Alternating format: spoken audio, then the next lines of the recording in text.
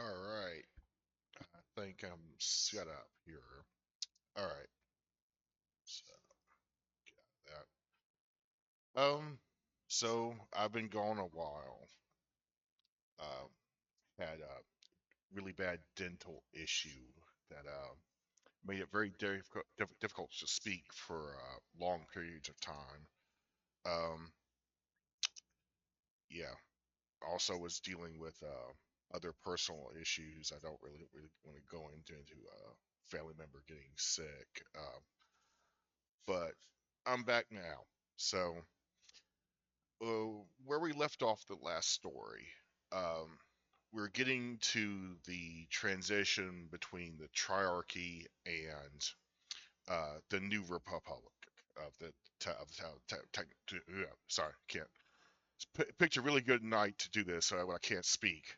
Uh, they were transitioning into a uh, constitutional republic, which they tried that before with the old republic and it failed miserably.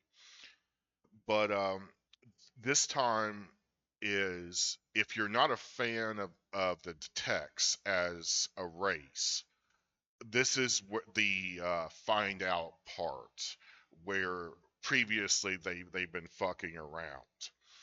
This is the Baylor Alliance uh, feint attack on Fort Europe to the south, and the sort of Hail Mary crossing the Commonwealth expedition led by uh, a militarized organization calling themselves the Baylor Alliance.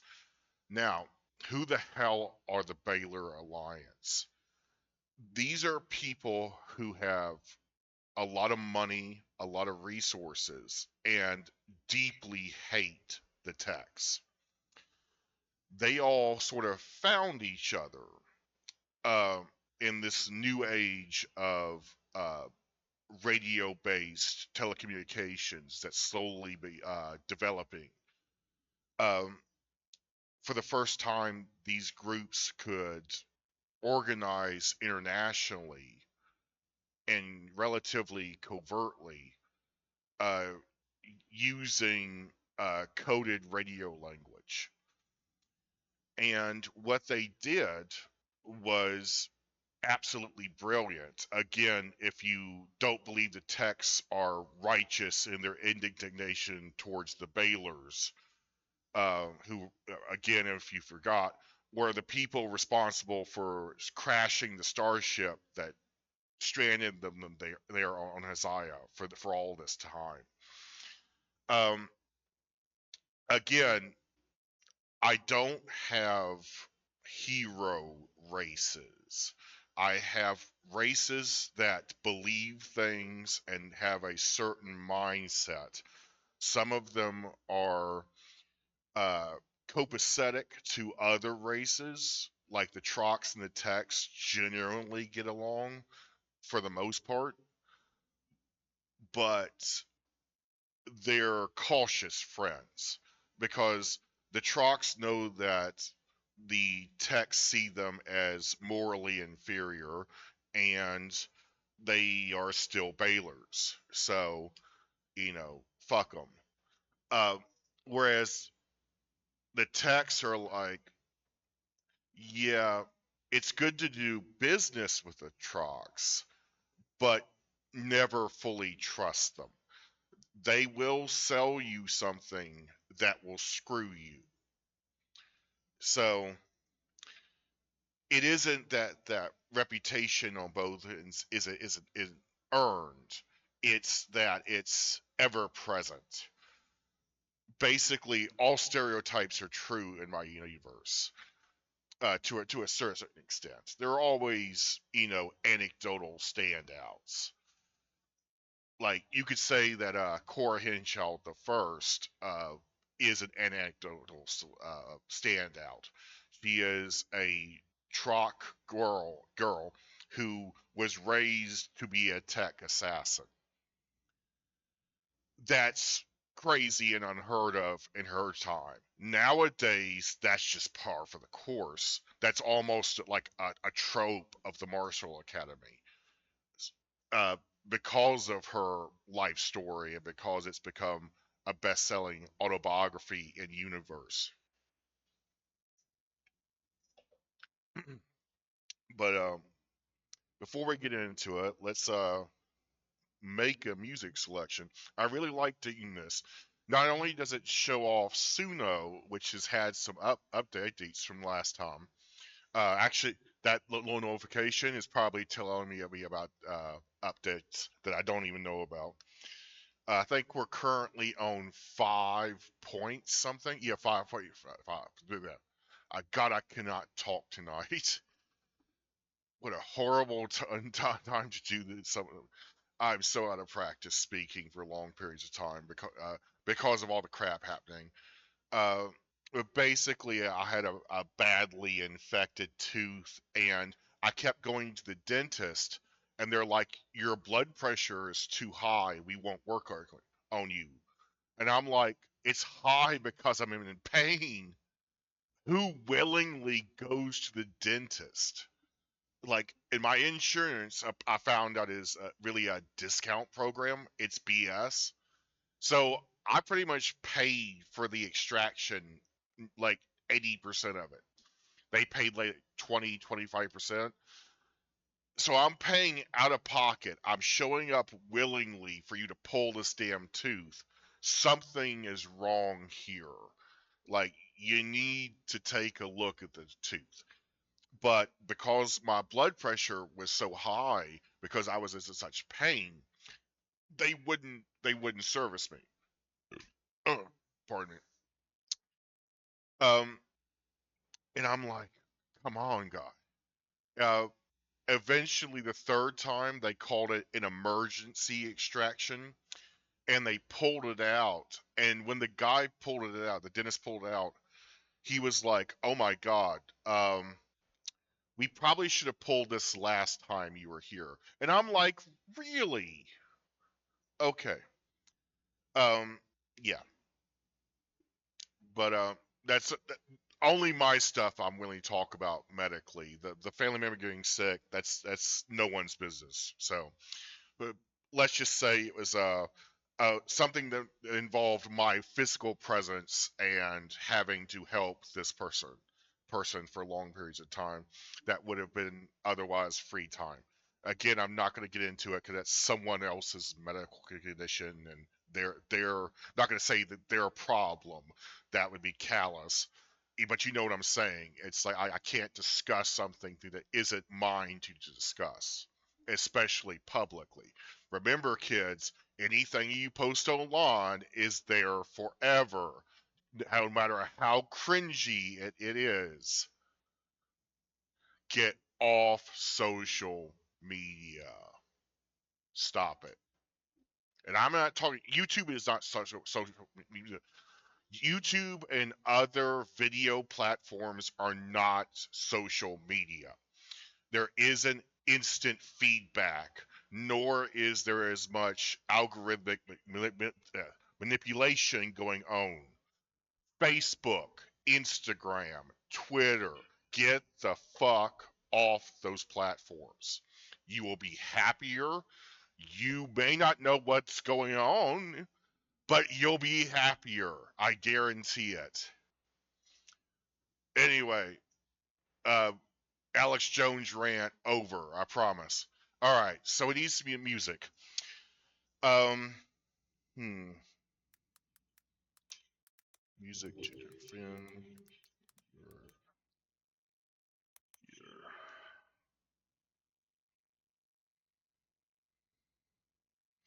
Hmm. I don't want to say empty city. It wasn't completely empty.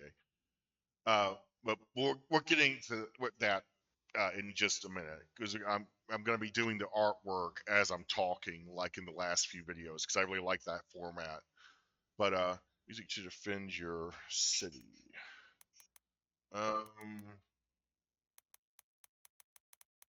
hold on.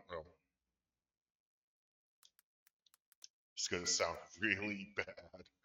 Child soldiers defending their city.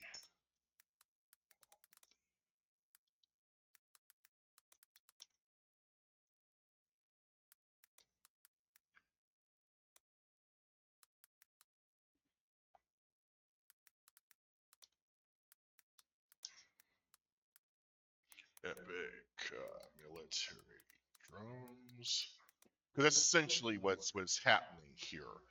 Is USolaseese emptied out of military age personnel because the very edge of their boundary, which is Fort Irab, got a faint attack on it from the southern pincer of this large racist army that is the Baylor Alliance. Now, it's important point. God, I cannot fucking talk tonight. It is important to point out that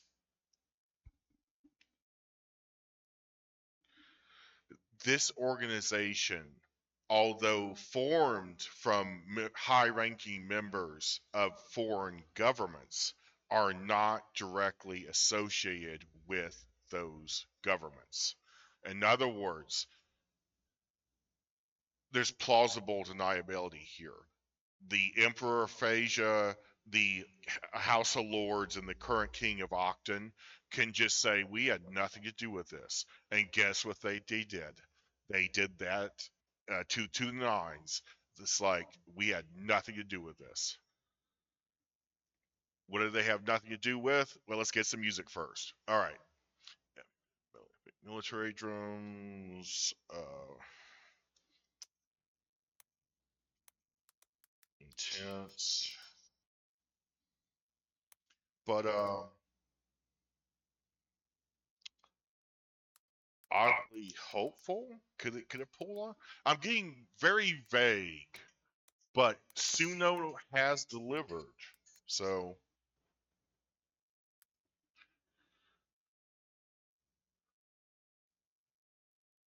all right.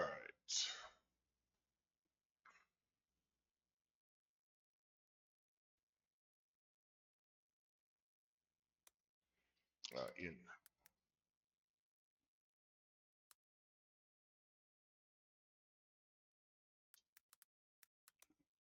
God, I can't spell either. It's like language, no work. Instrumental. Well, I guess I could have just pressed that. Okay. Fuck me. All right, let's try it.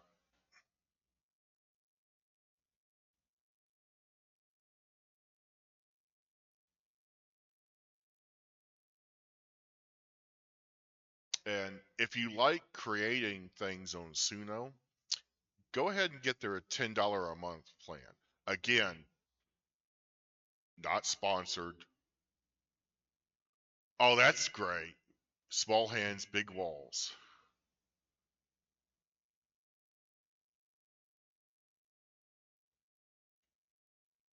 Because that was one of the things about the defenders of USolaseese. Because they were children, they could disappear into storm drains, access tunnels, basement cellars, you name it, that an adult can't follow through, physically can't.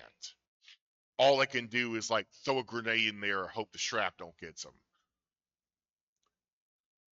And yes, the Baylor Alliance did that. Yeah. In their defense, tech children are incredibly lethal. So,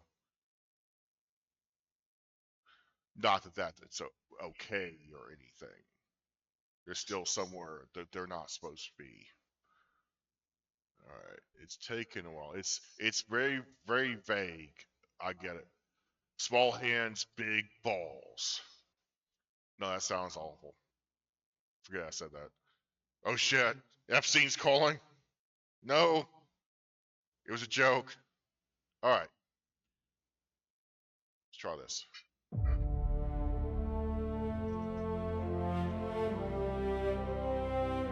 I like it.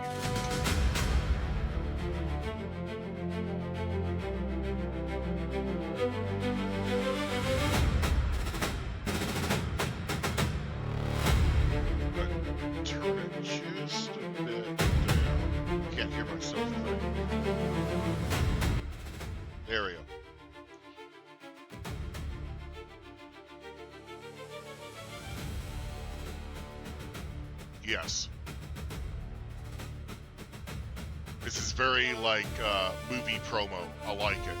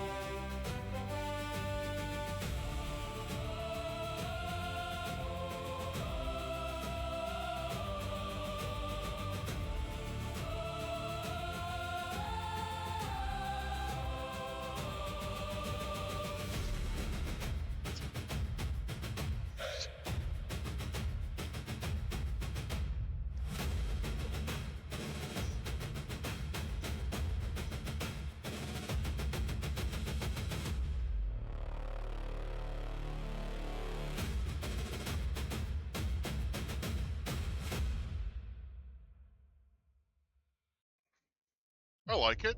Let's see how this does. Not as intense. Building.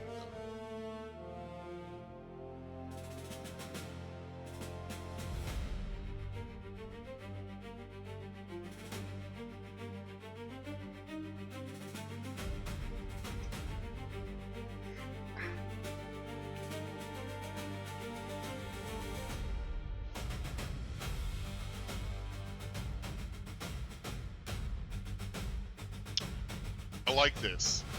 They seem like they could blend together really well. Like this is like the background noise overture, like when they're like setting up booby traps and stuff. And the first one is like the promo. That's what they play for like the commercial for it. Imagining like this is like a documentary or something.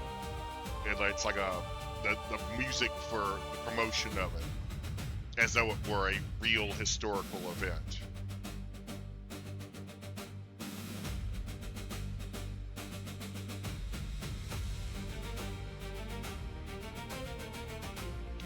Yeah, not as intense, but I like the rolling of it.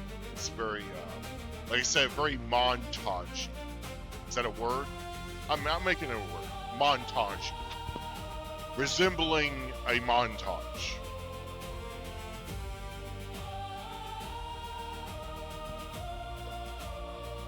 Resembling or hearkening to a montage.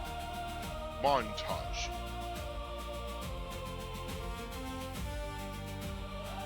There you go. I just invented a word.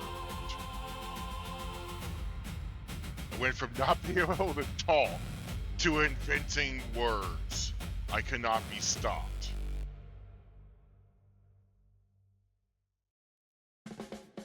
No, that's old. Go away. I really like the first one. Yeah, we're gonna publish that.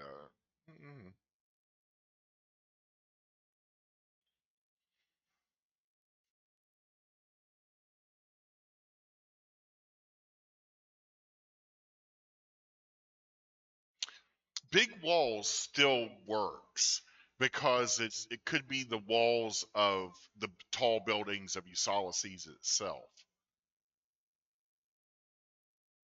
I like it. Let's go with it.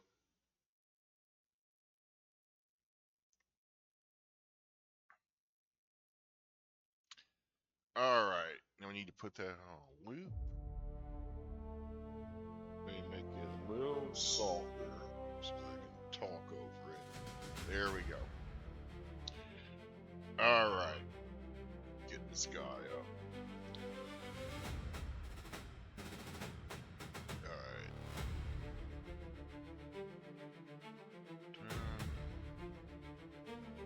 right. Options. Yes, I have been working on get good. I promise. Settings. God, I can't see now. I can't think. I can't talk. I can't see. God. There we go. That's what I want. Yes, give me the full thing. Okay.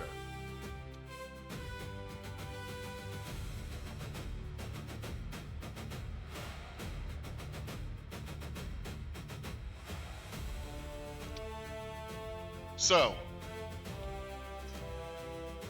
in 1421 PC calendar, Panjian calendar, the triarchy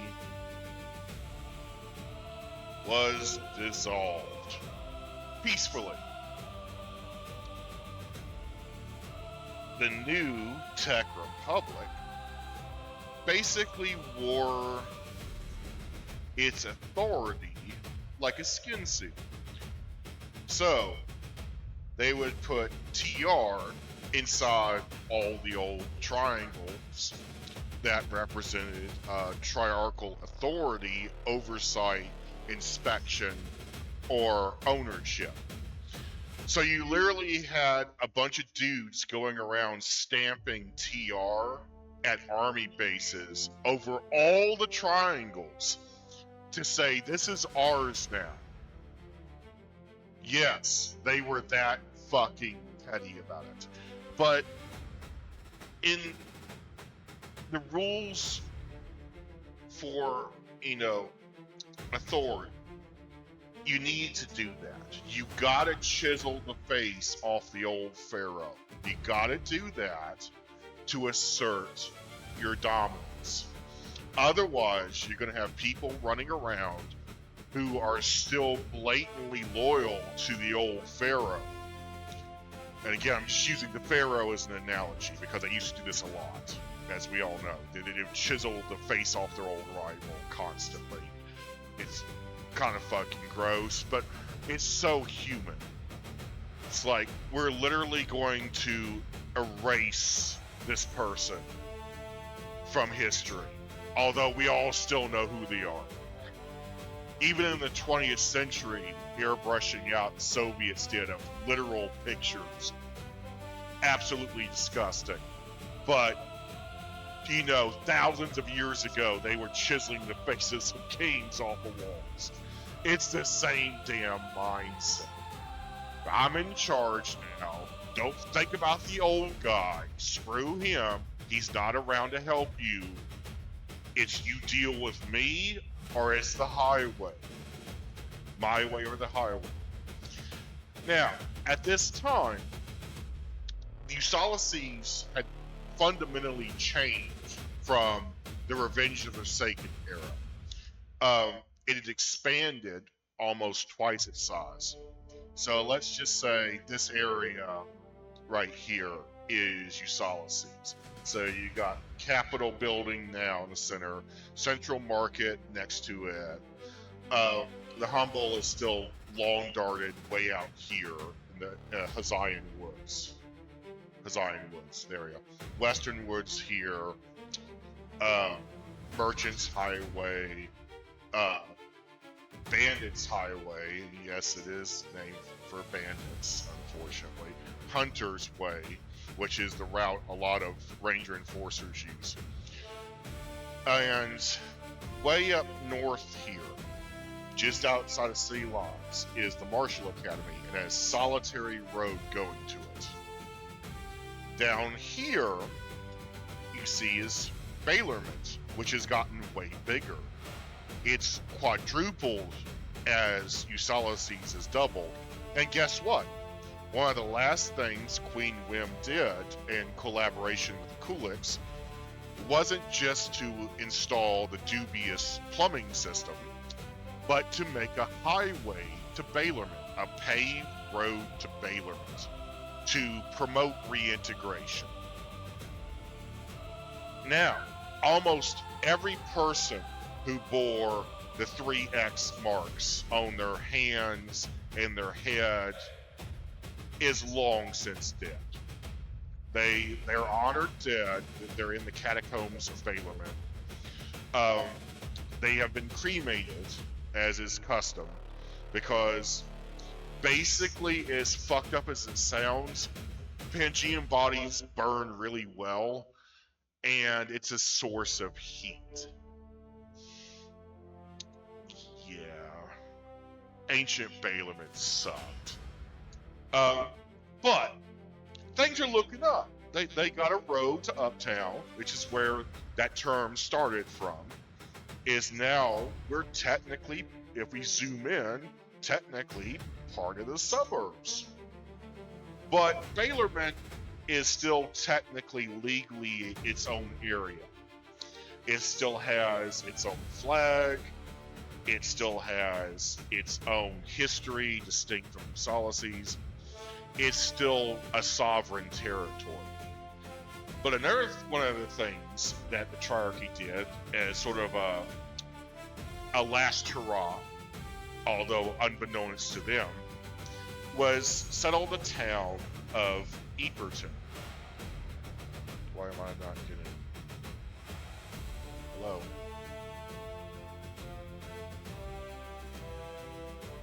There, okay. Now, Eperton was visited briefly in Revenge of the Forsaken. And at that time, it was just a co-op of ranches that raise commercial eats and eat pens. Eat pens are a stone or concrete pit that you trick the little bastards into wintering in, and then you build a dome over them, a geodesic dome out of wood or sometimes iron, to trap them in. So come springtime, when they thaw out and they're active, congratulations, you're gonna be food.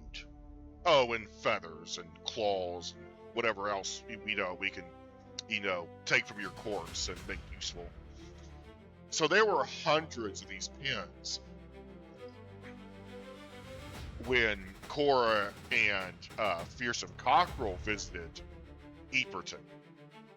Now you're asking, how is this the last hurrah of the Triarchy if it already existed as a commercial enterprise? Well, it's because the Triarchy partially nationalized it, so that the military would always have a food source, because they ran out of food when fighting the Norks and had to buy from Trot farmers, who would sometimes sell you vegetables that weren't ripe yet or that were rotten. And they didn't want to have to deal with that again. So Eperton, when pumped full of Triarchal money, became a huge town of thousands of people, all there who work at the eat pens. They just raise and slaughter eats for food. That's all they do. They will occasionally assist in a culling of eats by making an eat king. Eat kings, if you remember last time I mentioned them, it's like a rat king. You take an eat and a bunch of male eats, specifically alphas is what they refer to them as. Put them in a pen together, let them all kill each other, and take the survivor from each other pen. You've done this multiple times at the same time. The survivors of the 5 surrounding pens go in the same pen. Whoever wins that one, do it again. Eventually, you're going to get a male eat that has physiologically transformed into a cannibalistic killing machine. They don't even mate with female eat pens anymore. And that's how you test them. First, their skin becomes less feathery. They have a crest of feathers, like a horse's mane. And the feathers turn dark purple. The eyes become larger. The snout becomes wider, more like a gecko. And their bodies become more bulldogish. They're barrel-chested. The arms are short but very strong. The tails thicken, and sometimes grow spikes. Not all the time, but sometimes. If you throw a female eat into that pen with your suspected eat king, and it immediately kills and eats it, congratulations, you have an eat king. Because that last urge of being an eat, of reproducing, gone. If they will kill females and hatchlings on sight, that's exactly what you want.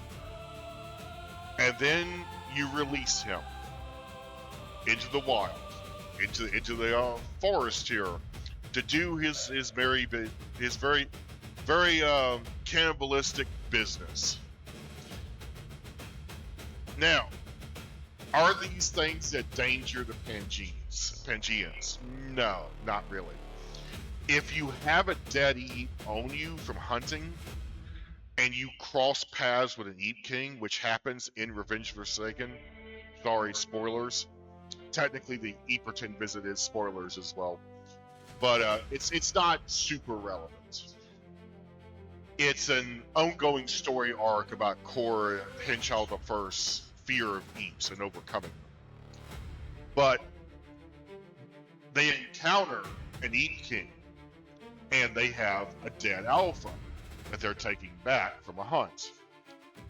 And Korra is holding the male, and Cockerel says, Korra, no sudden movements, but just give the king his due and back away and bow. Almost like you're presenting a head to the trier. And Korra obeyed, dropped it slowly on the ground, and backed up. And the Eep King immediately pounced on it and started tearing it apart. And then it looked back up at Korra and Cockerel, as if to say, as you were. And then it dragged the Eep back into the bushes. Neither one never to be seen again. So, Eep Kings were not super common back in the day, but Eeperton was a bad, let's say, perpetrator of that practice. That practice went on for many centuries, even after this. But one day, in pardon me, I haven't got a date set yet, but say a couple hundred years from now, Eeperton will be hit by a bad tornado. It would have had upwards of 100,000 Eeps live in its pens. The pens get ripped out of the ground, the Eeps get scattered, presumed dead. Well, you know what happens when you presume, just like when you assume. The next day, people started going missing. People who were helping clean up and rebuild started going missing. And then they realized, oh crap, a large percentage of those Eeps survived the tornado. And the surrounding woods are full of thousands of pissed off Eeps. And these Eeps were bred to be larger than regular Eeps for meat. And suddenly Eeperton is uninhabitable. The Eeps own that now. It's their property and have been for centuries. The Techs never saw any value in culling it and reclaiming it.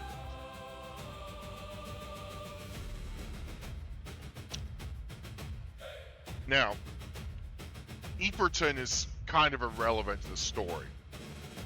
The main story is the feint attack on Europe. Now, allow me to just erase all this and bring up a familiar picture. So I have a nice little picture of Europe. Here it is. Don't say no. Come on. I know it's a big picture. There we go. Okay. So this would have been circa Black Armor era. It did not look like this when the Baylor Alliance attacked. It had been since fortified with concrete steel spikes. It looked really imposing. But it pretty much looked the same just think of like an industrial version of this. The horizontal gangplank entry doors that go into a murder hole, still there. They're just not wood anymore. They're steel and chain and iron. The lookout tower resembles more like a power high rise, one of those transmission towers. Like that, with like a huge crow's nest and observation room on top of it. There are no tents. They're all modern barracks. Trebuchets, unfortunately, were replaced with black powder cannons and artillery mortars, but those had become old hats. Alright. Just gonna lower that. Just a little bit.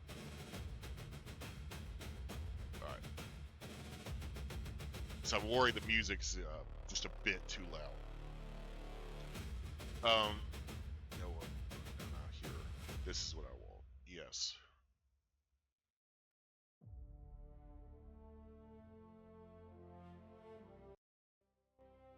There we go. That's better. All right.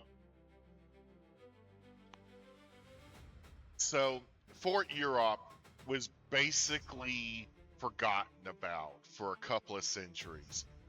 They still wore the black uniforms, the wraparound robes, the big hats. They were completely unprepared for the modern force coming into town. The modern Baylor Alliance troops had.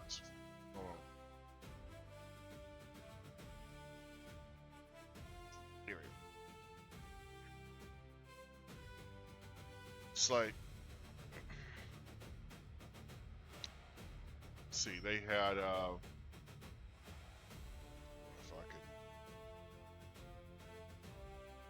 get the stem thickness right.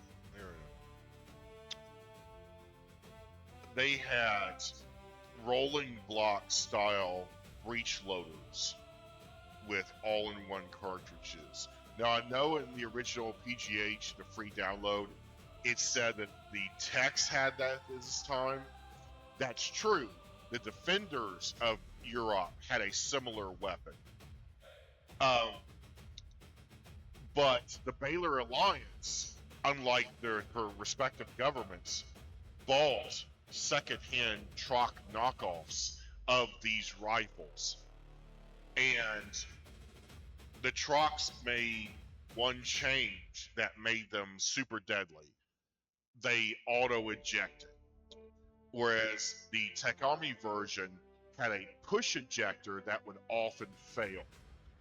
So as it cocked back the hammer on the Troc version, it literally had a little sear that would catch the rim of the cartridge and yank it out. Whereas the Tech system had a spring-loaded rod that was independent, and that spring would get mud and dirt in it and not work. Not that it worked that well to begin with. So there was a slight advantage there. Another thing that the attackers had to their advantage was they would attack at night. And Techs are notorious for not being good night fighters. As crazy as that sounds, black uniforms, black feathers, you would think that they're really good at fighting at night. They're not. They are very much day creatures. So that made their long-range artillery almost useless. And the only close-in rifle support they had were individual riflemen. They didn't have like chain-fed machine guns, Gatling guns, anything like that. Again, this fort It was sort of like the tech version of Alaska. Being sent to Europe was like being sent to Anchorage. We're pigeonholing you in a place that's most likely going to be attacked first. And unfortunately, the Baylor Alliance called Tech bluff. They attacked it middle of the night. But here's the thing: they kept a harassment campaign up every night for 3 nights. And that forced the fort to radio a relay in the Commonwealth. And the Commonwealth relay that back to USolaseese, because again, curvature of Isaiah, that they're under attack by unknown forces, middle of the night raids, and they're stacking up casualties. We really, really need some support from Uptown. And this happened literally weeks after the Triarchy was dissolved. So these members of this new Congress, being civilians appointed by their constituents by vote, had no military experience. But you know who had a shit ton of Marshall Academy training and was beloved by the troops? That's right, Queen Wim, the woman you just asked for the crown of and to fuck off. Ah, so sweet, so sweet. She was smiling the entire time.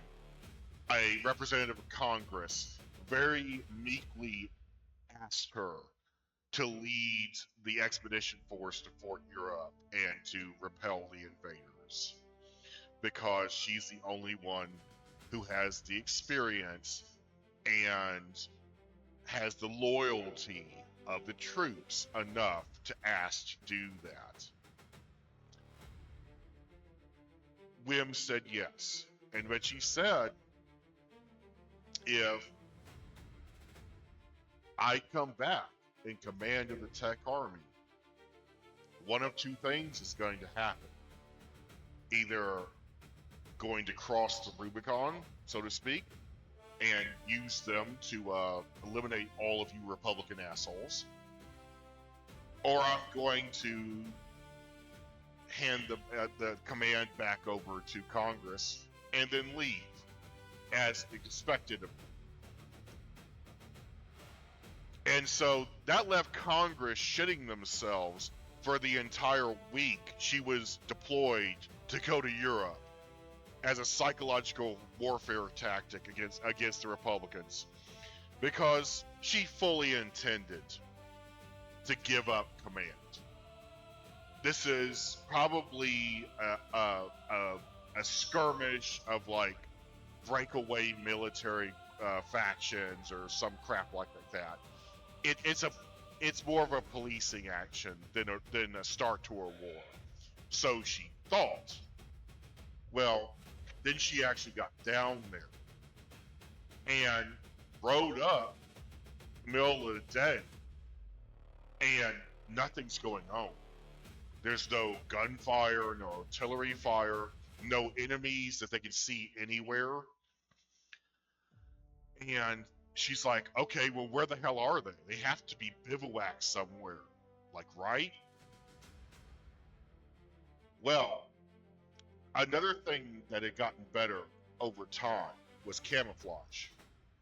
The Baylor Alliance was wearing ghillie suits, and their enacs were also ghillied.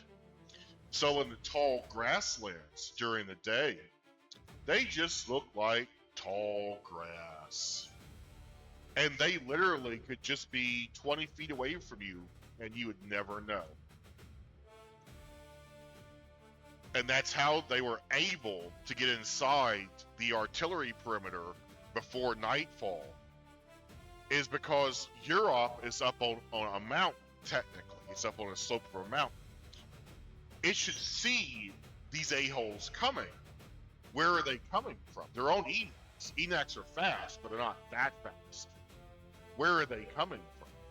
The answer is they had been there the whole time, completely obscured by their camouflage and the tall grass. So, you'd be wondering, how did they finally figure that this out? Well, one of the rangers who basically lives at the fort, he's a lifer in the military. He saw that the tween people, I mentioned them before, they live on the land bridge, and they look like a perfect blend of a Troc and a Nork. They also speak a weird, like, aboriginal language that no one can understand. But they also speak a few words in Ancient and Etos and Panjian and weirdly Technos that they think that it's a hybrid language of all of those old languages. But they noticed when they were out hunting, they would like look down from their enacs and get scared and run away at seemingly nothing. And this ranger reported it to, she would be now Supreme Commander Wim. She's not a Triarch, but she is Supreme Commander of the Army by appointment. But they all still refer to her as Sovereign and still refer to her as Queen, although she preferred Lady as a less ostentatious title. The ranger pointed this out to her with binoculars. It was happening in real time.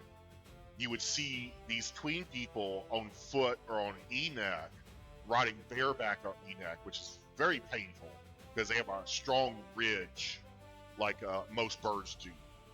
It's not the same as like riding the back of a mammal where it's a broad seat the saddle sit on. It feels very much like Snoopy sitting on top of his doghouse. Kiss your tank goodbye. But anyway, she saw this and she was like, okay, there is something there in the tall grass scaring these people away. So she ordered an artillery practice barrage. And then all of a sudden, all these fuckers literally stood up at once and said, okay, you got us. Because they knew what happens with an artillery practice barrage. They're going to be ranging the artillery. So they're going to start in close where they are and then work their way back, which means there's no ability to run away. They'll be tracking you with artillery the entire way. Now, when these guys surrendered, a large chunk of them shot themselves. They just committed suicide on the spot. Some of them went peacefully into the fort, and of course, this old school text you're dealing with. They were tortured for information. Don't get wrong about that. So you can take that to the bank. They were, but what they found out is that most of these guys are mercenaries, are civilians. They're not military. Most of them were Nork, but some of them were oddly Phasian. And the Phasian ones they were especially interested in because why are you here? Why are you on the land bridge? You are like 4,000 miles from home. No answer. So they're like, okay, this is getting tiresome. Finally, one of the Nork civilians who was part of this raid offered to spill the beans in exchange for copping a walk. Literally, I leave the fort, nothing but what's in my pockets and on my back, and my enac. You can keep the ghillie suit, you can keep the weapons, I don't care. But I walk. And Wim was like, okay, depending on what the information is, he's like, you need to get back to USolaseese right now. This was a fake attack. And Wim was like, what? The plan was draw as many military-age techs down south with a fake attack on a border installation like Europe. Meanwhile, from Phasia, a force of 10,000, the other half of our force, is going to ride like a bat out of hell across the Commonwealth. They might aggro the local militias, but they're not going to engage with them. They're just going to ride through. And they're betting that the militias, once seeing that they're not hostile, will just let them do it. And that they'll have a free ride all across the Commonwealth to USolaseese. And they're going to go straight through Hunter's Way, as mentioned before, to USolaseese and capture it, because all of your military has been deployed to defend the border down south. And Wim's like, there's no way the Commonwealth would allow your force of 10,000 armed racists to just plow through them. And the guy's like, you want to take that bet? She didn't want to take that bet. So he walked, and Wim was like, okay, what the hell do we do now? So she decided to take a majority of the force back to USolaseese, reinforce Fort Europe. But she had this nagging feeling the entire time that this would work. The Trox would be lazy enough to let a foreign force just ride across the width of their territory as long as they're not hurting anyone. Deep in the pit of her stomach, she knew the Trox would probably do that. And sadly, she was right. But not all of them. So, while Fort Europe was being fortified, let's say. Another interesting tidbit is that the Fort Europe soldiers, again, I mentioned they were wearing the old school black uniforms. The modern tech military, when they showed up, were wearing brown because they determined that that would actually blend in better than a green uniform for whatever reason. So the Marine Corps did not like that because that was always their color. They also started wearing buttons, which is also a very Troc thing.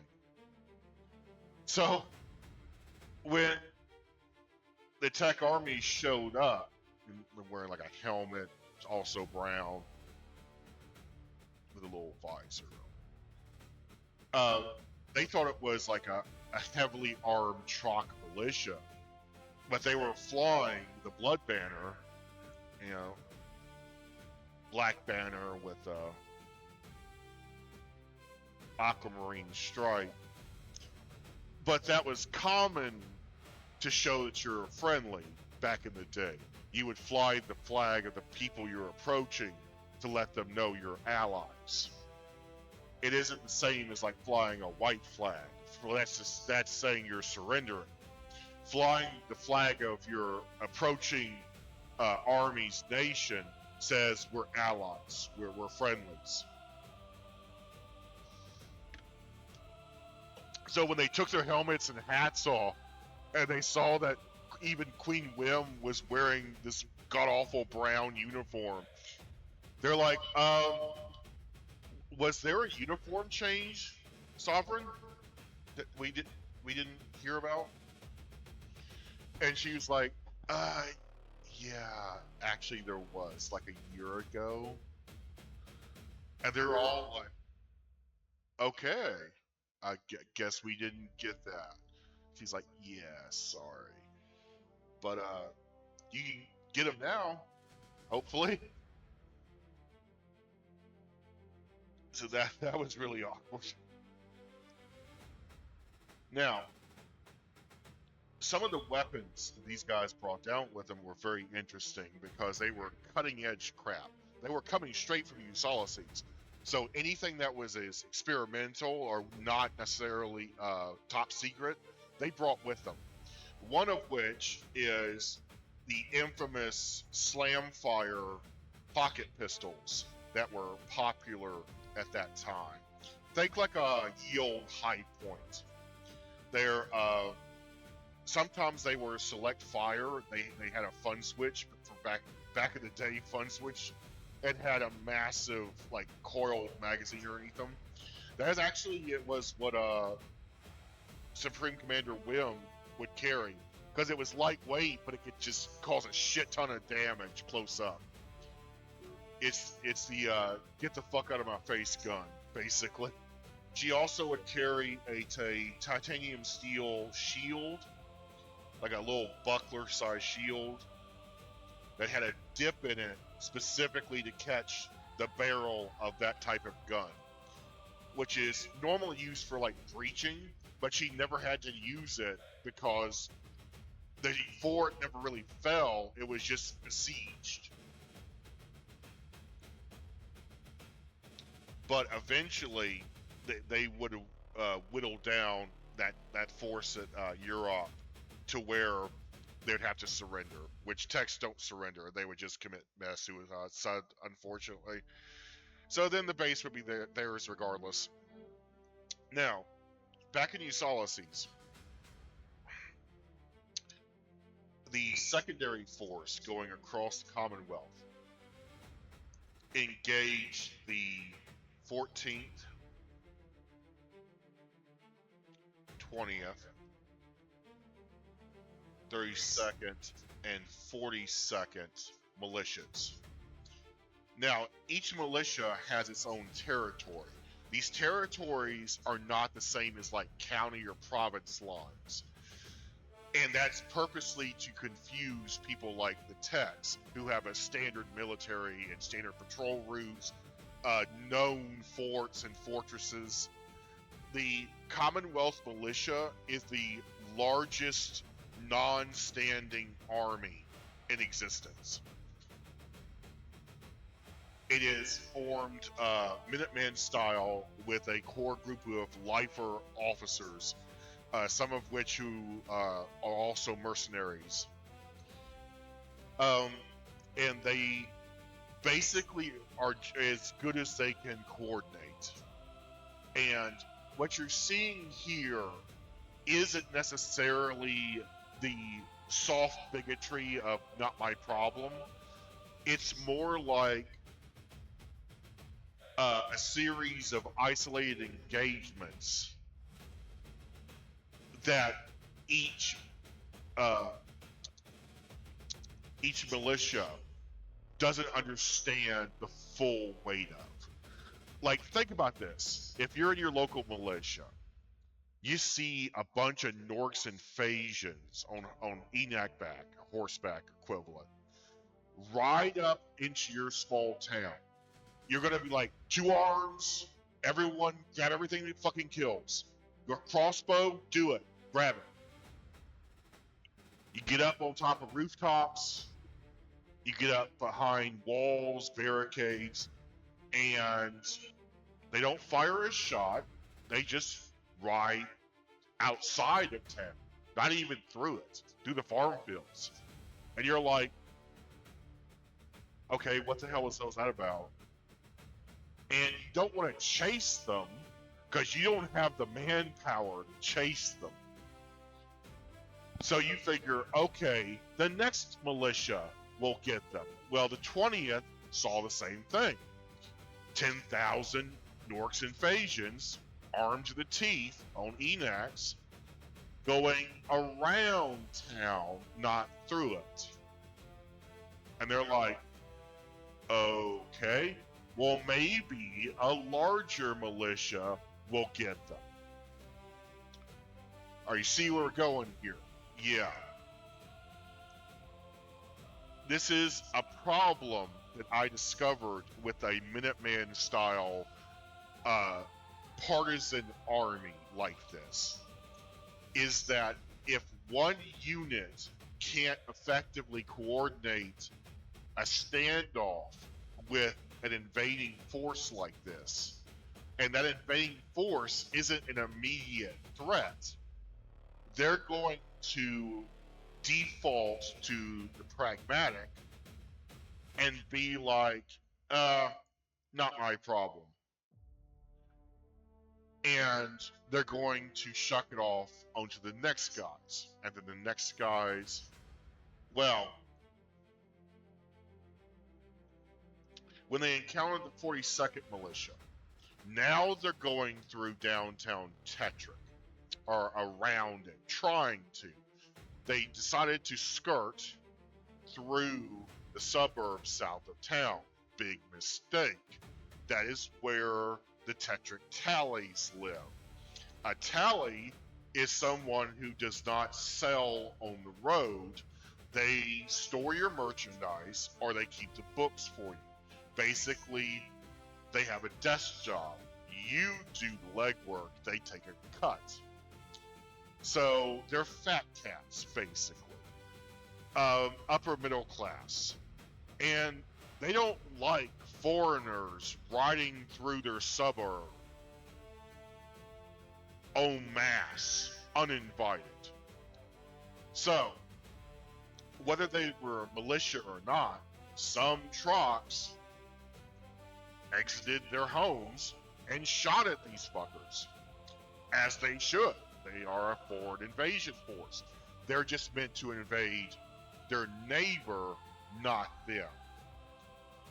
Well, for the first time, this invasion force had to fire back, and it was a massive bloodbath. The 32nd engaged them, who had been chasing them for like a day, because they thought they could catch them and had the firepower to stop them. They were waiting for them to slam into the wall of Tetrick to slow them down, which that happened. But unfortunately, civilians kicked off the party first. So, this invasion of Tetrick in the suburbs was called the Tally Massacre. And it's separate and looked back upon very different from the Tetrick Massacre the text did. In fact, this is sort of a reminder that just because we're all Baylors doesn't mean we're all friends. The Baylor Alliance hates Tex. You do business with the Tex. You're neighbors with the Tex. You might as well be a Tex. That's how they thought about the Trox. That's how most Norks and Phasians at that time thought about the Trox. You are the Tex bitch monkeys. Why should I deal with you when I could just deal with the Tex? And the answer is because the Tex are also racist and don't want to deal with you. So, it's a lot of weird hatred going around on this planet.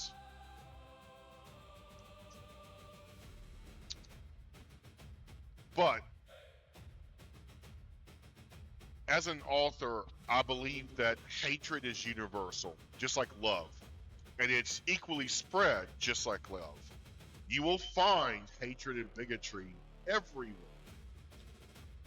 It's inevitable. There's only two things you can do. You could help reduce it, or you could lean into it. Or you could just be indifferent towards it. Indifference is always the unspoken third option. Now,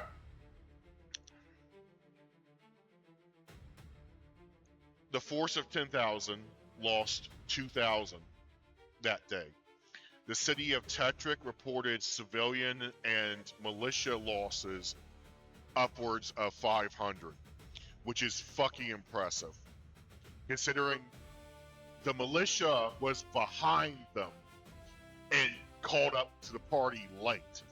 That means the first 1,000 or so casualties were from Trox civilians, armed probably with shotguns and pistols. Now,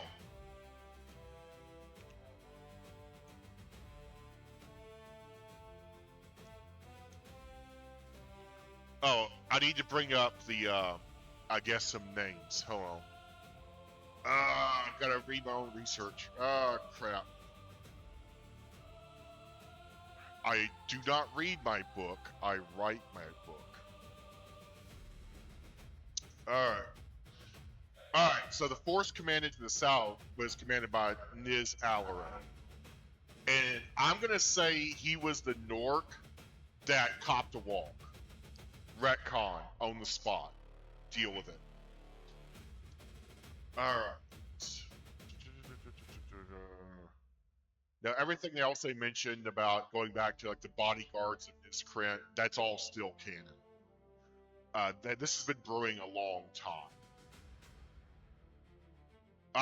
There we go. Britt Vaught was the commander of the secondary force. Now, he was a general in the Nork army, active when this was going down. He literally took a leave of absence, basically just paid holiday that he had been saving up, to go do this. It's like, yeah, I'm gonna go on holiday and start a race war with like the two most powerful powers on this planet. Peace. See you next month. Fucking insane.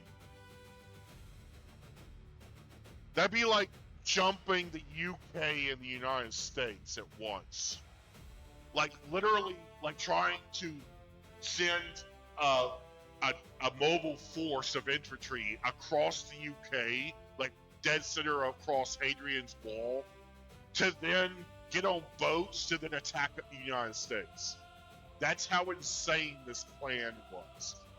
And it was born of just pure spite and racism. They just hate Tex. That's not to say Tex have not been fucking with them this whole time. Remember, from the Nork perspective, the Tex showed up, looked around, got offended, left, came back 40 years later, and the son of the guy who looked around and got offended started murdering all the rich people. Based. But why? They literally don't recognize that they were doing anything wrong from their perspective. So you always need to remind yourself of that. Why do the Baylors seem so fucking crazy? It's because they kinda are. It reminds me of Scott Adams' truism that you have you have one audience in a movie theater, but they are so divided ideologically, they come away seeing two different movies and seeing it from totally polar opposite perspectives. That it might as well have been two different movies. Same screen, two movies is the paraphrase quote. That is the Baylor versus the Tech ideology. They are so fundamentally ideologically opposed to each other, and so spiteful and vengeful towards each other that they literally could sit down and watch the same movie and come to two different plot lines and two different conclusions. Now, after the Tally Massacre, which, if you really look at it, it wasn't that much of a massacre. Those fat cats held their own. They're just not trained militia. They're a bunch of homeowners and sadly fathers and brothers who are like, get the fuck off my property, you foreign bastards. And shot at a huge invading force of, Norks invasions. Now, after this, the hunt is on.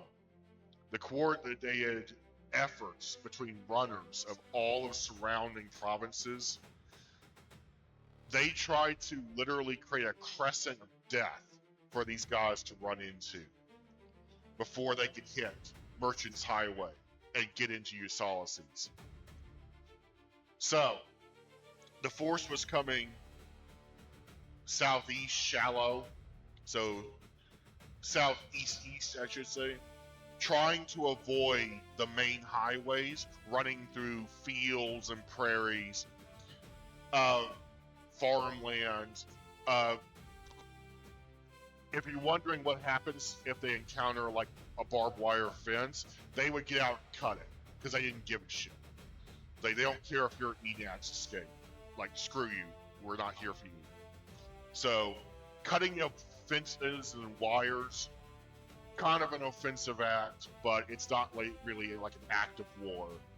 Like, someone from Japan, like, comes to California and like steals your garden gnome. That's shitty, but it's not really an act of war. Not like, bombing our naval bases or anything.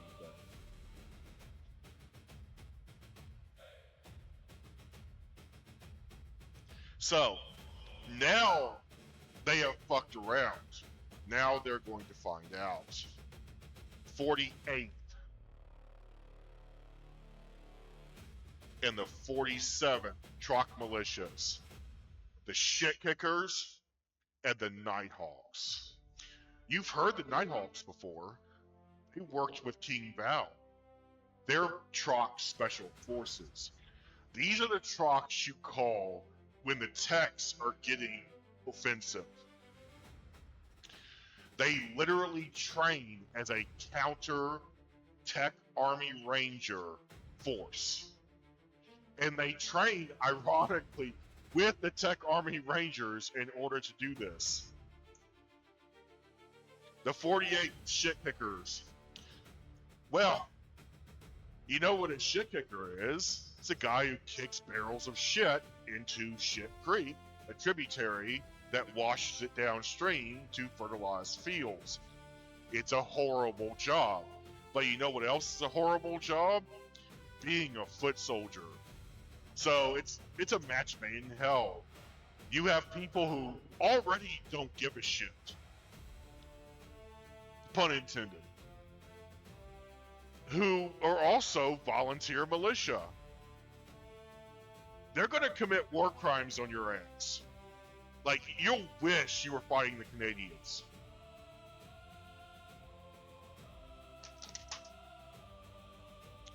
Now, the Nighthawks were able to catch up, circumvent.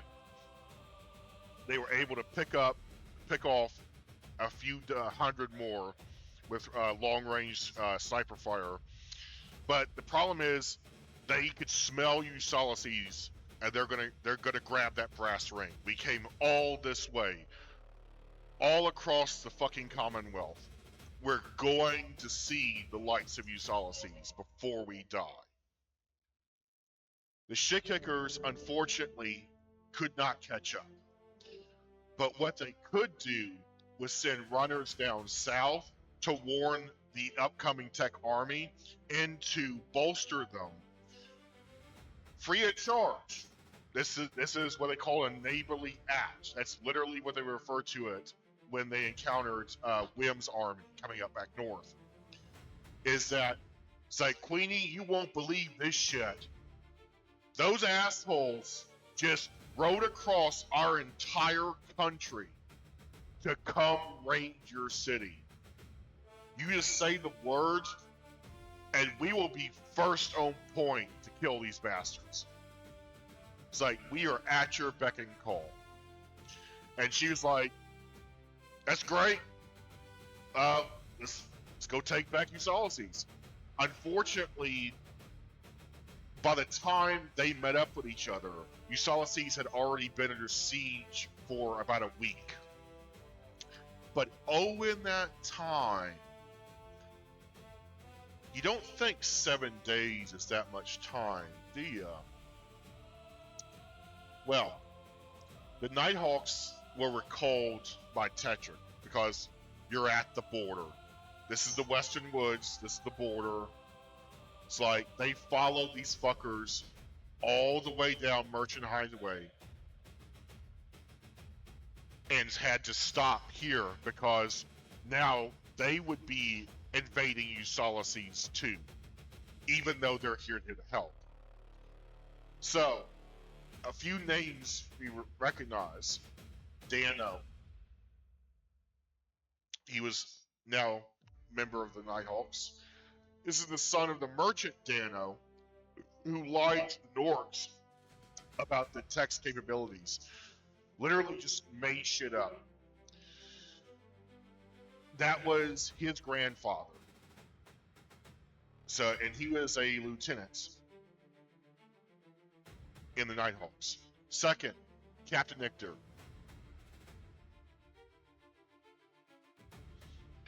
Now, this is the same Captain Ictor. He's very old now, but damn it, if he ain't still wise as shit.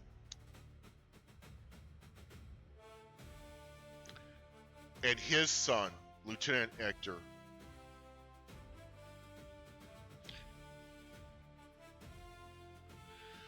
These 3 men knowingly disobeyed orders from Tetrick and crossed into USolaseese to continue to hunt these fuckers. Now, the main force split up, and then Dano had to draw the longest straw to follow them. Now, remember when I said the Martial Academy? Alright, so that's Humble right there. Martial Academy. Palace, Central Market. And then Highway to Phalermont. And then Merchant's Way and the Western Woods. One force of 100 went sharp north. And Dano said, I know where they're going. And if they're trying to do what I think they're about to do, we need to stop them. They're going to go to the Martial Academy and kill every student there. And yes, those are children I'm talking about. Because they are the next generation of Ranger Enforcers. They will be tech assassins. And you gotta remember the Baylor mindset. Why are you raising that snake? It's just gonna grow up and bite you. So yes, they would have murdered every child there if they were able to get there without any interruption. Thankfully, it was the beginning of fall. And in fall, because of the various classes they teach that are outside, as we know from Revenge of the Forsaken, the Martial Academy starts to wind down and has fewer and fewer classes. Now, this location, the Martial Academy, eventually got overgrown by the growth of USolaseese and is now the Assassin's Guild's headquarters. They had to, when they did movies or recreations for movie sets in universe of Revenge of the Forsaken, they literally had to hire an architect to rebuild the Martial Academy out in the middle of nowhere so it would look like back in the day when it secret and in the middle of nowhere. Now, Dano managed to shoot from a concealed position a good chunk of the force. The doors and windows had already been shuttered, which is a good sign. Then all of a sudden, on top of the roof of the Marshall Academy, he heard a tech man shout,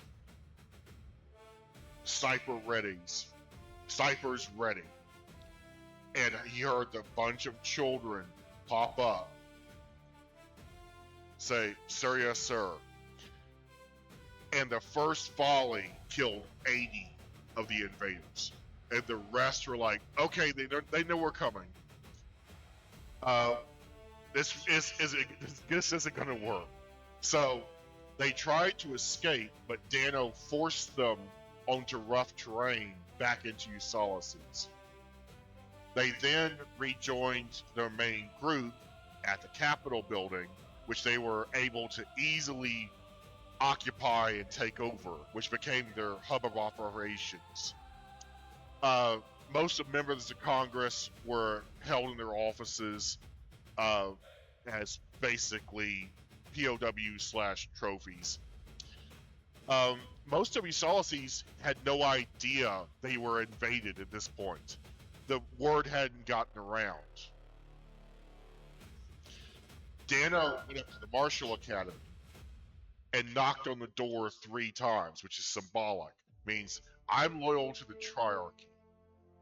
Because remember, the Trops had been dealing with the Triarchy this whole time. They don't know shit about this new government. It literally just formed last week. So, the headmaster came out and stood there. It's like, yes. It's like, yeah, I'm Lieutenant Dano, Nighthawks. And that force was part of a much larger force I've been tracking across the Commonwealth. They're here to invade your city. Get the word out if you can. And he's like, understood. Thank you for your help and support in this matter. And he closed the door in his face. He's like, cool, bro. The Marshall Academy had a secret phone line that went straight to the Capitol building. But here's the problem. It was already under control. Rick Vaught answered that phone, which no Baylor should be answering that phone. That is like the back phone on like the mayor's desk. No one who is not in with the in crew does not answer that phone or answers that. You know what I mean? It's a sacred phone. It's like the big red phone. Because again, this is the next generation of Ranger Enforcers. This school is vital.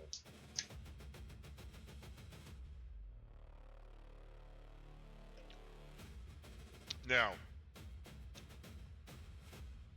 by this time, the Tech Army had already marched to Europe and was trying to scope out things.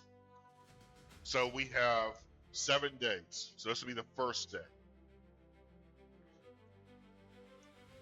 Day 1, they capture the Central Market and the Capitol building. They have more than enough troops to secure this. Interestingly enough, the truck merchants in the Central Market were told just go about their business. Nothing to see here. Basically, business as usual, different management. The traditional tech stores in the perimeter that were brick and mortar were shuttered by force. And the owners told not to reopen until ordered to do so. This is a massive economic slap in the face. Basically what we're saying is, you Baylors here who are literally having to bring your own little wagons and shit, like, we're doing some restorative justice. Even though this is the tech's fucking city. They make the rules here. If they say you have wagons in the central court, you have wagons in the fucking central court. Be grateful you have that. Like, they didn't have to allow the truck merchants in their city at all. And ironically, it's so ironic having a Phasian Baylor Alliance member tell a truck merchant, it's okay, you can still sell things. When we know the history of truck merchants going to Phasia and being enslaved and their stuff confiscated. Like, what a hilarious hypocrisy that is. But they wanted to stick it to the text. Now, once they took over the central market, the press did the rest, spreading the word. USolaseese invaded by terrorists the central market, and they still called it sometimes the palace, because if you said the Capitol building, they didn't know what the hell they meant. It wasn't common vernacular yet to call it the Capitol building, because for centuries it was the palace. It's where the triarchy lives. Capitol building, what the hell is that? It's like, is there another building there I'm not aware of?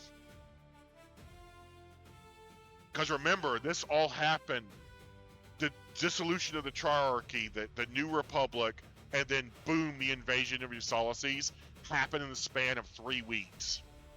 It was a hell of a month for the Tech Nation. So, first day, took over the central markets and Capitol building. Newspapers immediately spread word. There was even a presser with brick font. He came out, they took pictures of the fucker. The cameras existed at this time. They took early black and white photos of him. And he's just smiling Nork dude. He's very pleasant. But he's like, yeah, you're a captured nation now. You will submit to us. And we want you all under house arrest. If you break curfew, we'll shoot you. Other than that, have a nice day. And they were all like, okay, reasonable-ish. Well, you know who didn't find that reasonable? You know all those children they tried to murder when they first got into town? Yeah, they went back home. And they went into their iron closets and they got their baby guns. Baby guns are scaled down guns for use for children, so that there's no shock in going from a larger weapon to from smaller to larger weapons. Graduated guns is what they are. And they're like, I dare them to shoot children. So, game on, fuckers. They instantly formed a militia and went into USolaseese sewer and storm drains. And remember, because of the recent aqueduct upgrades, you had old aqueducts, new sewer lines, and gas and electric lines all below the surface. And something else, telephones. The police had call boxes that they could coordinate with on telephone poles. Well, they were actually on light poles, but you go and say, it's a little box, and inside of it is a telephone, and it's able to dial and connect to other telephones directly. But usually it would go to the local dispatch at the local police precinct, which at this time, USolaseese had a very large police force. Now, where the hell were they? Most of them got conscripted and sent to the army, because again, that's how the Tech Nation works. And when you invade us, we're gonna show up with so many assholes with guns, you won't be able to withstand the overwhelming force. But that means your city is left pretty much defenseless. Now,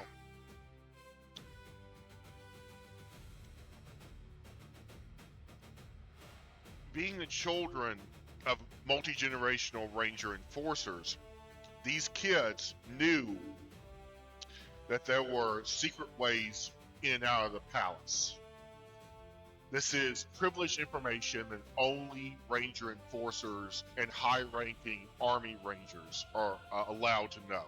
Otherwise, the only people that know about these secret escape tunnels are the warders, for obvious reasons. They are the ones who are going to be ushering the Triarch and their family into them if shit goes sideways.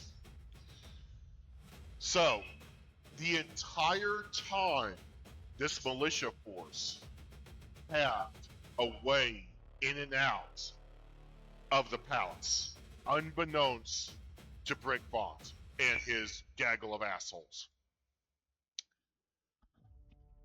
Now, another thing they did not know about, other than the new telephone system, was the fact, remember when I said foreshadowing, King Val, Wim's dad, kind of faked his own death? In reality, he was just fucking with the press. They had papers that were loyal to the Triarchy issue a statement that made it sound like he had passed on. In reality, what he was really saying is he's moving to McGowan Manor, the hunting lodge in the middle of nowhere. So even slightly even further out, abutting the woods. But he insisted a telephone going from the palace and one going to Enforcer Manor and the Martial Academy be installed so that he could talk to his old friends. Because the head of the Martial Academy was Sir Archer's son, who was a good friend and classmate. It's like, I want to talk to my friends. I don't want to be in the middle of nowhere and not, be able to talk to anyone, basically. But also it gave him insight of what's going on. Because the King Father became sort of like an advisory role under Gowan II, because he was constantly pulling Val into the steam room and the bathhouse, where Gowan II would use like a purgatory to unfortunately hack up the vial from his lung cancer. So he was constantly in there like in a bathrobe, like an old Roman senator, saying, "So boy, what's going on? What's happening?" And Val, of course, being a dutiful son, would be like, "Well, this is what's happening here. This army position has been having this sort of trouble." And Gowan II would stroke his chin, keep smoking that damn pipe that killed him, and be like, all right, business as usual, good to talk. And he would treat it more like a debriefing rather than talking to his son. And that started this sort of King Father advisory role type of thing. Whereas before, being King Father was kind of the opposite. It's a very graceful way of saying you're too old to rule, we're worried you're going to go insane and senile, or that you're becoming too extreme and too tyrannical with Gowan II.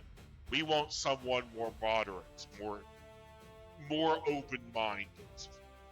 Not that Val really was. He was called the Assassin King, for God's sake. But you see what I'm saying? It's more of we want you to go into that good night, not we want you to become worm-tongued. It was never meant to be that, but it kind of evolved into that because of Gowan II really and truly just meddling.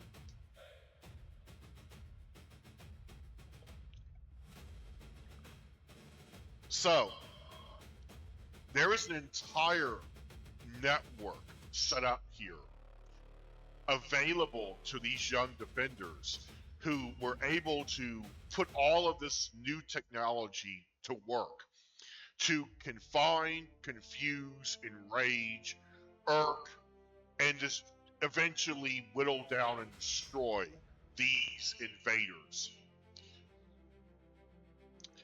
Now, you may be wondering, the cops that were still there, were they engaging these guys? No, because they were afraid the crossfire would create escalation.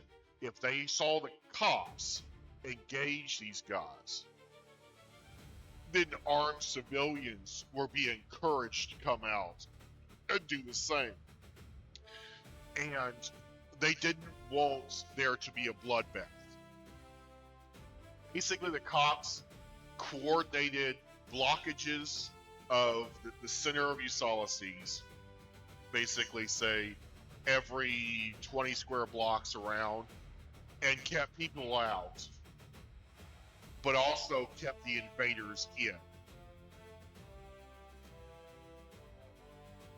But here's the thing, the invaders hold all the cards. They have every member of the new Congress being held hostage. They have high-ranking appointee civilians, oversight committee chairmen, all of that crap.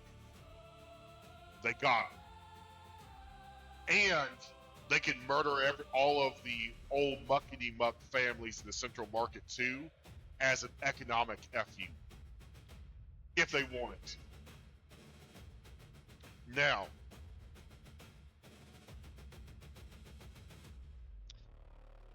when I said the invasion of USolaseese, I bet you were thinking like streets running green with Panjian blood or tech blood, you know, burning cities. Like, you don't need that. You just need to capture something of high value. In this case, culturally, economically, and socially. And then just threaten to destroy the fuck out of it. Brick threatened to burn historical paintings that were in the Capitol building, threatened to deface murals and all sorts of crap. It's like, as pleasant as he was a disgusting terrorist. Like, he just generally had disdain for the tech people, and he would have greatly enjoyed just burning the Capitol building and then just leaving.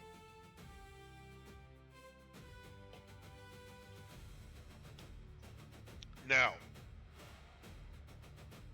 the cops, I just said, their role is to maintain order. It is not their job to repel invaders. It's not civilians' job to repel invaders. They have an army for that. The problem is, it's been tricked into leaving town, leaving you defenseless, pretty much. So you have members of authority outside this occupation zone telling you, don't go in there, don't escalate, we will take care of this in time, just go back to your normal everyday business.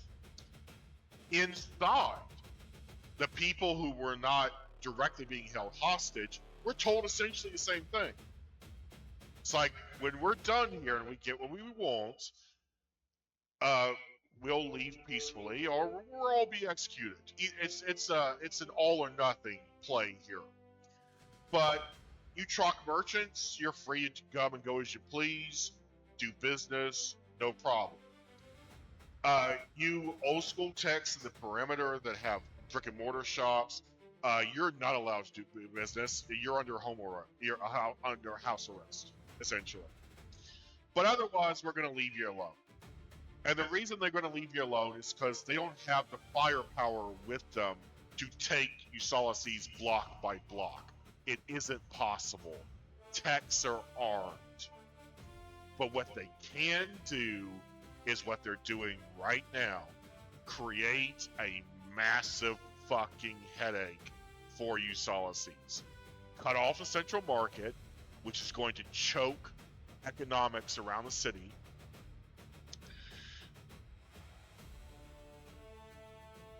maintain good relations with the Trox that are there so that you have an escape route back to the Commonwealth. Although at this point, the Nighthawks and the shit kickers are probably going to murder them on sight the second they cross the Western Woods. So, the Defenders of USolaseese. Just, how did they come to be known this? Well, it's because of the fact that the police were seen as impudent, and they were telling everyone not to fight these guys, making the situation go on longer than it needed to. Whereas, of course, all of the adult Army Rangers and Ranger Enforcers, they're down south with Wim. They're not where they need to be. And this is a problem with a standing army. You see, the Trox could have repelled this very easily. They almost did stop them in their tracks at Tetrick. If they had chose to go through downtown Tetrick, they wouldn't have gotten halfway through that city. They'd be dead in the road. There's no way. But they chose to go down south in an area that's nicer and more pleasant and looks less shitbirdery, less Trockish, as it were. And they were surprised with armed civilians. And guess what? It damn near derailed the whole murder train they were trying to accomplish. But the problem with a standing army is it can be tricked into having the bulk of it go somewhere it's going to be useless. This is the problem with like Napoleonic style warfare, is if you have your main force somewhere where it's useless effectively, you're gonna lose. And that's essentially the strategy they were using here. They know the techs like to use a tsunami wave attack. Like, if you attack us, we're gonna mobilize within 24 hours and be up in your shit wherever you are attacking us from. En masse. And the problem with that is that leaves a ghost town of a city. There's no one to really protect the city anymore, except for a bunch of lazy inept cops, a bunch of trigger-happy civilians, and the Defenders of USolaseese. See that segue there? Alright, so, a few of the Defenders of USolaseese were rather famous. They come from well-known families. One, who is considered to be the commander of the group,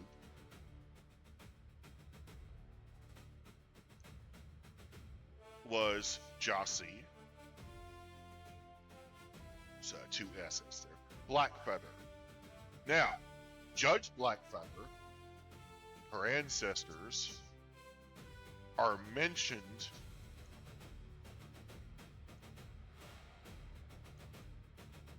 totally destroy that face. Probably not.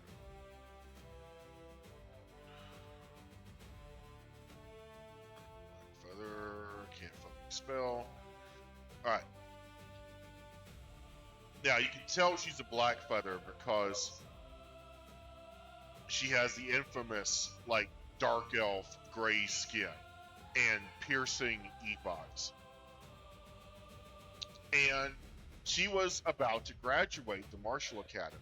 It's just, it was going to be next year. So she's the oldest of the group.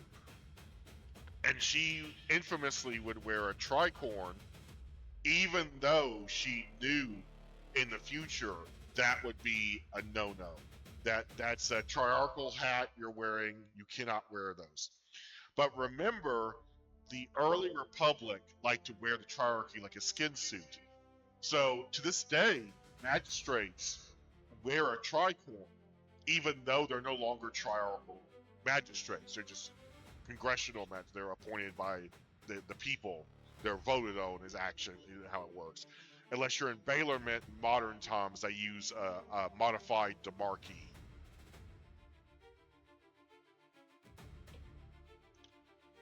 Basically, if you pass the bar and you have been a public defender or a judge for a long time,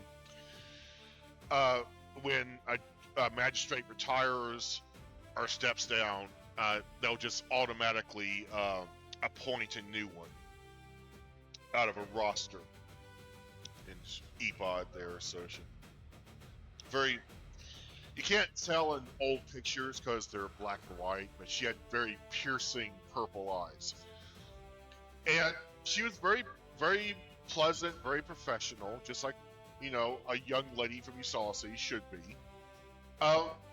But she had a habit when shooting the enemy, which is very Judge Dredd. In her mind, she explained it later when she was an adult to her autobiographist. Every time I shot an invader, especially if they couldn't see me, I'm concealed, I'm sniping, I would always read out their charges aloud, but as a whisper to myself. So, you, sir, are in violation of sovereignty and technation. You have invaded our soul. The only appropriate sentence for this is death. I find you guilty, and it will pull the trigger. Literally like a Judge Dredd spiel. Like, I'm listing off your crimes, dude. You're guilty. There is no appeal. But she said the reason she did that is to sort of stave off the trauma of shooting a man in the back of the head from a rooftop. It was more about protecting her own psyche than trying to be badass. Now, another defender USolaseese, which was rather infamous, was the illegitimate son of Cor Henschel I, and he was king father by this time, but Val. So yes, relationship stands. They did have like an illegitimate love child, and his name is Brown, and yes, that is racist, and yes, he was beloved. He went to the Marshall Academy. He was viciously mocked because of his ancestry. Had pointed ears like his mom, but piercing blue eyes like his dad, and his feathers were black tipped with a brown undercoat. Now, Brownie was also one of the oldest. These are equivalent biological age would be like 16, 15. They're teenage, they're adolescents. It's harder with Panjians because their adolescence goes for like 30 years because their development stretches out because they're so long lived. But suffice it to say, they were highly skilled by this time. They were about to graduate anyway. Now, you may be asking, what about House Builder, who was Cora's baby daddy? They never actually got married. What the hell happened to him? And the answer is basically he was at a construction site and someone didn't follow instructions right, and the frame of a house fell on him and killed him. Construction back in the day was not very safe. But the whole story of Cora trying to find House Builder, because essentially Fearsome Cockerel, or later Magistrate Cockerel, and Veto really didn't want this fucker in their house. Spoilers for Revenge of the Forsaken. But House Builder had a mix-up with the bank, and he ended up owing them 10,000 silver, which he was in the process of getting back because he was scammed out of it himself. but he missed a day. He read the calendar wrong, basically, and he thought it was still the 31st of the month, when in reality it was now the first, and he is now an outlaw. And of course, that much silver puts you in the "we're gonna find you and kill you" category. And he ended up being Cora's first lone hunt, because he's not a violent offender. He's a good first hunt. He's good to practice on, basically. But she encountered him riding back to USolaseese, like his ass was on fire, and was like, "Wait a minute!" It did a double take, and then called up to him, and then stopped him. It's like, "Hey, you're the guy, house builder." It's like, "Yeah, I'm trying to settle a debt with the bank USolaseese. I need to get there before they close." And he's like, "Dude," and she shows him the fucking death warrant with his. It's like, "It's only been a day. Like, come on, guys." And Cora's like, "Well, we're very efficient here in USolaceese." So, yeah, he surrenders, and he is brought back without, the whole decapitation thing. And it turns out it was a big mix-up and all of that. But this happened shortly after the whole debacle of Val being kidnapped by Rima's family, and then him declaring their betrothal to keep Gowan II from executing her publicly as part of the terrorists that held his son hostage, which is understandable, but politically it wouldn't have gone down well. So Cora's like, "Well, the prince is already betrothed, even though he's a childhood friend, and they've always kind of liked each other." Cora decided to shack up with Householder, who arguably was a handsome man, but part of his arraignment and dismissal of charges for the death warrant was that he had to complete the construction that he took out the loan for in the first place, which means he had to stay in USolaceese until it was done. The problem is that being sort of a vagrant house builder and architect, a lot of places didn't want to rent to him because they're looking for long-term renters, not short-term. So Cora just convened, is like, "Oh, we could give him this spare bedroom at the end of the hall." And Cockrell was like, "Absolutely not." Veto was like, "Doesn't sound good." But Cora insisted. And of course, one thing leads to another. She gets knocked up, and it's a big fucking deal, because you don't do that in Ranger Enforcer tech families. Like, there's a system at play here. Yeah. So, Cora's first two children are with House Builder. But I mentioned this before, Troc women have a superpower. They could have very late-term geriatric pregnancies. So they could literally be an old lady and still carry a child to term. That's what happened with Brownie. Val and Cora, by the time they hooked up, were both old. They figured it's not going to work. We're fine. And then a few months later, Brownie comes out, and they're like, "Shit." So he officially took the last name of House Builder, even though he is not a house builder. He is not kin to House Builder at all. He obviously couldn't go with Henchild, because that would be him fighting with his two half siblings for that title.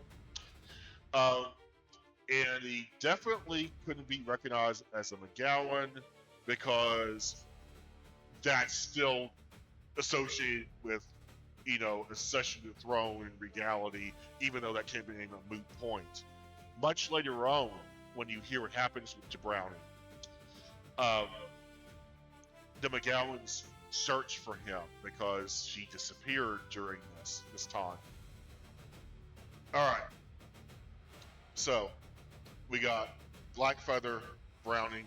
Each one of these kids had younger Ranger Enforcer classmates that answered to them. So basically, a well organized, well trained child military. Now, the first thing they had to do was get past the cops' barricade. Very easy. They just went into the aquifer and just went under it. They would then break into the back staircases or sometimes fire escapes, which those were starting to become a thing, on these tall buildings in the central market. Let me just clean up my little smiley faces. And from there, they would take pot shots at the occupied central market and those up on the battlements of the central palace. Now, during this time, they observed the child militia, the defenders of USolaseese, rapes. They observed theft and looting, all by these individuals that previously told the press, as long as you stay indoors, you're fine. Well, that's just a fucking lie, isn't it? Yeah. And then, even worse, they would send out armed patrols to push back the blockades put up by the police to sort of expand the territory of looting. Now, through coordination with the underground telephone network, various captured radios, they were in constant communication in their central underground base, which was at what's known as the fork of the Great Aquifer. So underground, just in North USolaceese somewhere, there is a great fork that sends the aquifer water in 3 different directions. Straight down, one goes east and one goes to the west. This has a series of steps that became their little underground HQ. And they put a water wheel to power a little electric generator for their radio into the aquifer. And they ran the antenna secretly up to the street level and then up a fire escape and then on top of a building to get good reception. They were in constant communication with a very elderly but very, very helpful King Father Val. It's a terrible picture, but I've drawn him in the Revenge for Sake. You know what he looks like. And he would have a battle map of USolaceese and the areas they were talking about, and just coordinate it like it's any other battle. Because to him, it is just any other battle.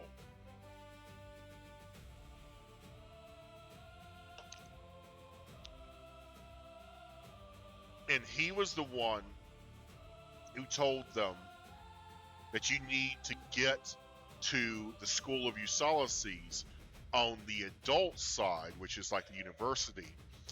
Get to the R&D department and look for Dr. Hoppick's office. The same, not the same, but the son of the Dr. Hoppick you see in Revenge and Forsaken. And in there, you're going to need to bring some explosives because it doesn't know where the key is. But you know Dr. Hoppick keeps what he's working on in a big gun safe. If you pop that safe, the most advanced firearms and the technician are in that safe. Sorry, keep belching constantly. Sorry. Either that or not being able to speak. Oh, okay. So we got really good loot drop here. The problem is the terrorists showed up and shut the school down. Basically, they didn't hurt anyone. They just told everyone, just go home. Consider this like a snow day. Don't come back here. Because they, too, were looking for loot like that. But they didn't know where to look. So they just looked everywhere. Top-down search of the entire building, which took a couple of days. Well, unfortunately, Brownie and his guys were the ones sent to find and retrieve this safe. The safe was found in Dr. Hoppett's office, but by the time that they were able to blow it, the approaching terrorists knew they were in the school because they could see them at night with lanterns looking around. They're like, there's someone in that building over there. I want a detachment sent there and kill those guys. Because they're thinking it's, counterinsurgency, armed civilians, which technically it is. Just more pint-sized variety. So, these two forces in a dark hallway at night encounter each other. But thankfully, what they pulled out of Hoppett's gun safe was an early prototype, 2 of them, of magazine-fed, full blowback submachine guns. And they were able, with one man, to blow down that entire force sent to kill them. And Brownie was quoted as saying, "This is awesome," after mowing down like 10 dudes with a machine gun.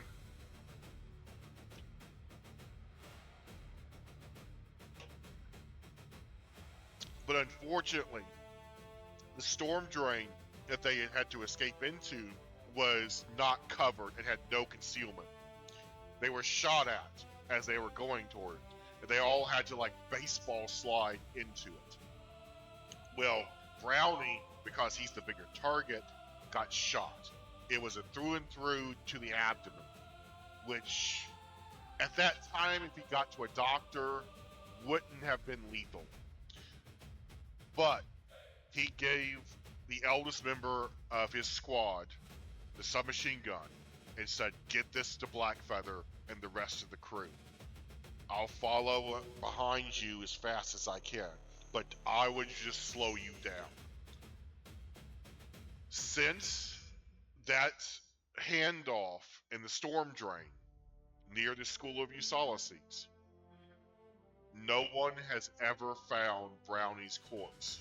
He died somewhere in the aquifer system, believed to be, and it's a big system down there. It's a big labyrinth. He could be anywhere. The McGowans, the Hinchilds, the house builders, the few who take that name, even the Vedos have sponsored spelunking trips down in those catacombs of aquifers and conduits and pipes, trying to find Brownie, to put the last defender of USolaseese to eternal rest properly. Because they were all given heroes' funerals, either after they grew up or, unfortunately, for defending the city. Now,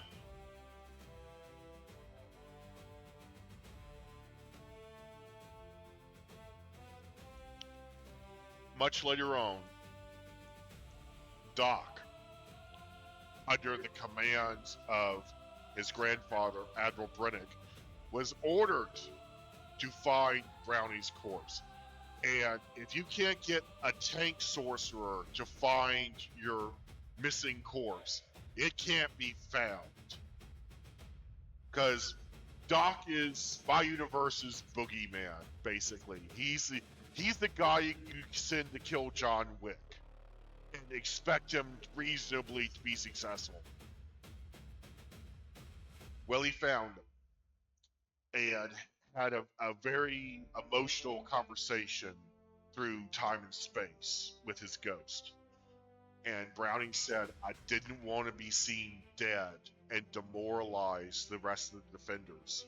I knew I was bleeding out. I wasn't going to make it.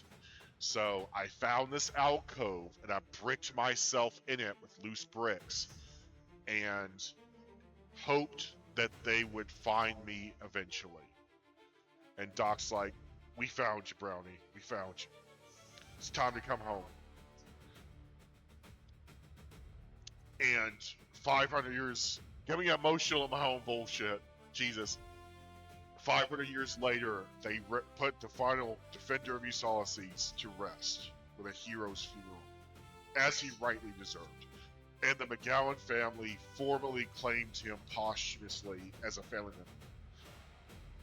So technically his last name isn't Housebuilder anymore, it's McGowan, son of Gowan.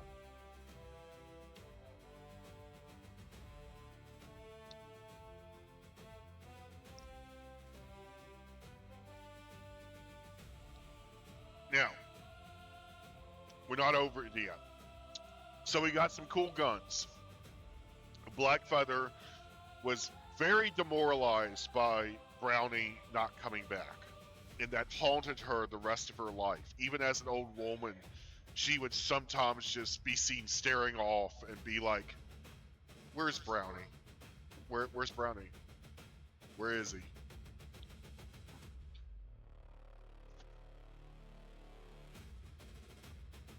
In fact, those were her last words when she died of old age.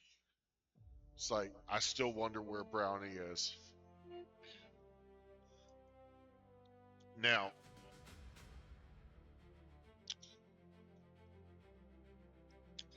there was a corner bodega right here. It was allowed to stay open, and it was called RotF.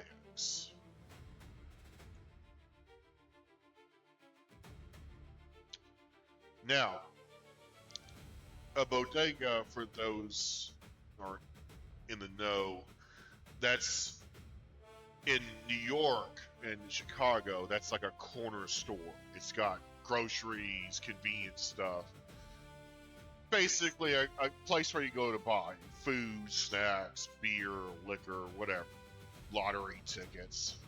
It's like a gas station without the gas, basically. Now, RotF was allowed to stay open, and they did, because we're not going to lose money. RotF were investigated heavily by the New Republic for treason, aiding and abetting a foreign enemy. You sold food and beverages to these racist assholes who held a good chunk of our city hostage for a week. And beyond that, when a defender of USolaceese stuck into your back room, you shot him rather than help her. Because remember, everyone else, if they found in their cellar a defender of USolaceese, and first of all, they're not going to shoot a kid. Secondly, they're like, what are you doing? It's like, I am the son of fearsome so-and-so. I am defending this city because the cops are impudent and won't. Every tech's going to be like, huh, what do you need? Ammo, food, water?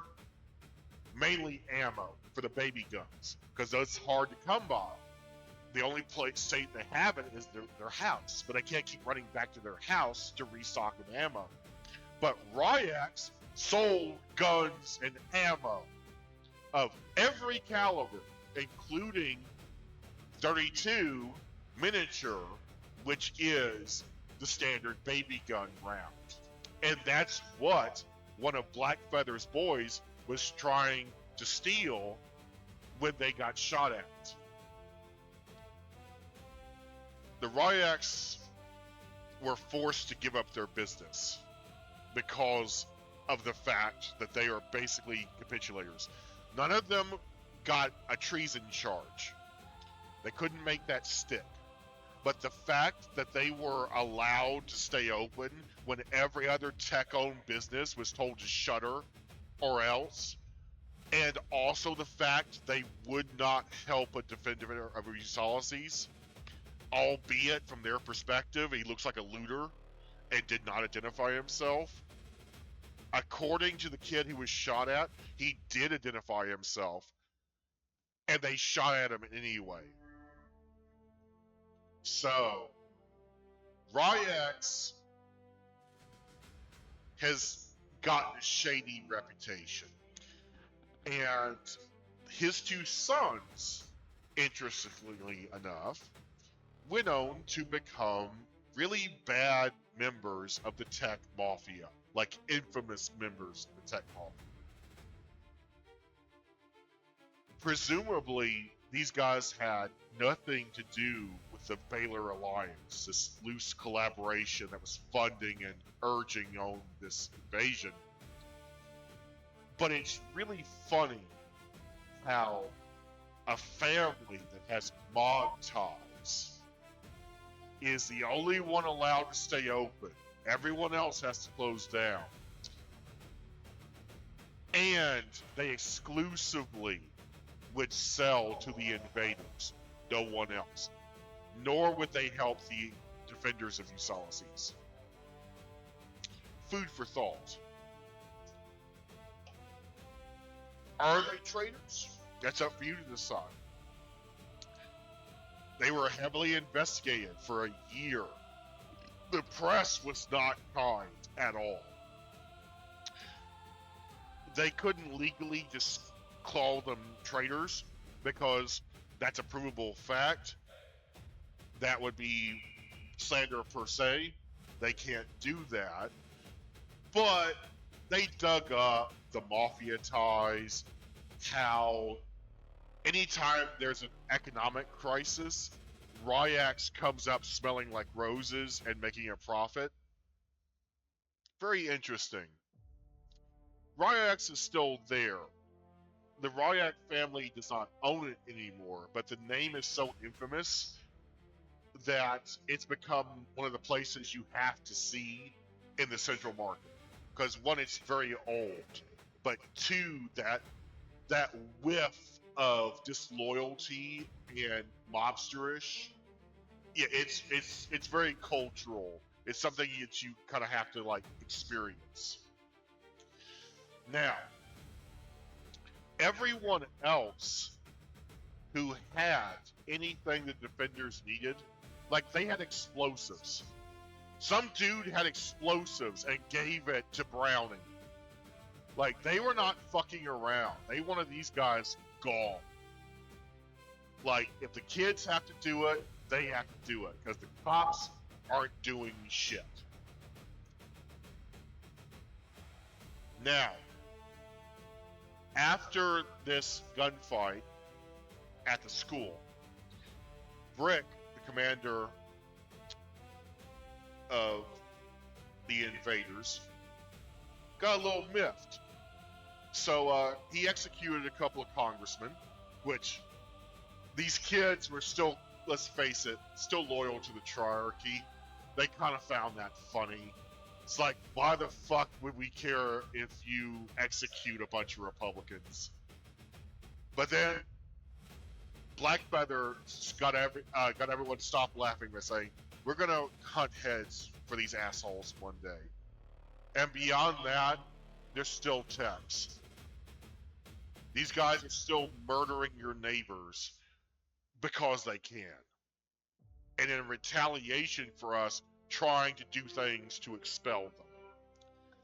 Fuck these guys. Everyone's like, you know what? Yeah, fuck these guys. So, they need inside the palace. And again, they talk to their buddy, the King Father. And he's like, well, I know of 5 different ways to get into the palace. One of which no one knows about. And that's when they were informed of the escape tunnels. And he told this to Blackfeather and said, look, you don't have a letter of marque yet. You don't have to do this. The military will figure out what's going on and be back in less than a week. And then they will deal with this. You don't have to do this. And Blackfeather is like, sire, I want to do this. And he's like, so be it. There is a tunnel. It's ancient. It goes back 1,500 years. It may have collapsed. We don't know. But it will get you into the dungeon of the palace. And from there, she's like, staircase goes into the kitchen. Kitchen goes into the main hall. The main hall goes into the 3 great chambers. And the 3 great chambers go into the central court. And he's like, you know the layout of the palace really well. She's like, I've been there many times. Because as a Blackfeather, their family are lawyers and judges and magistrates. She knows the entire layout of the palace. Because the palace is also where the courts are.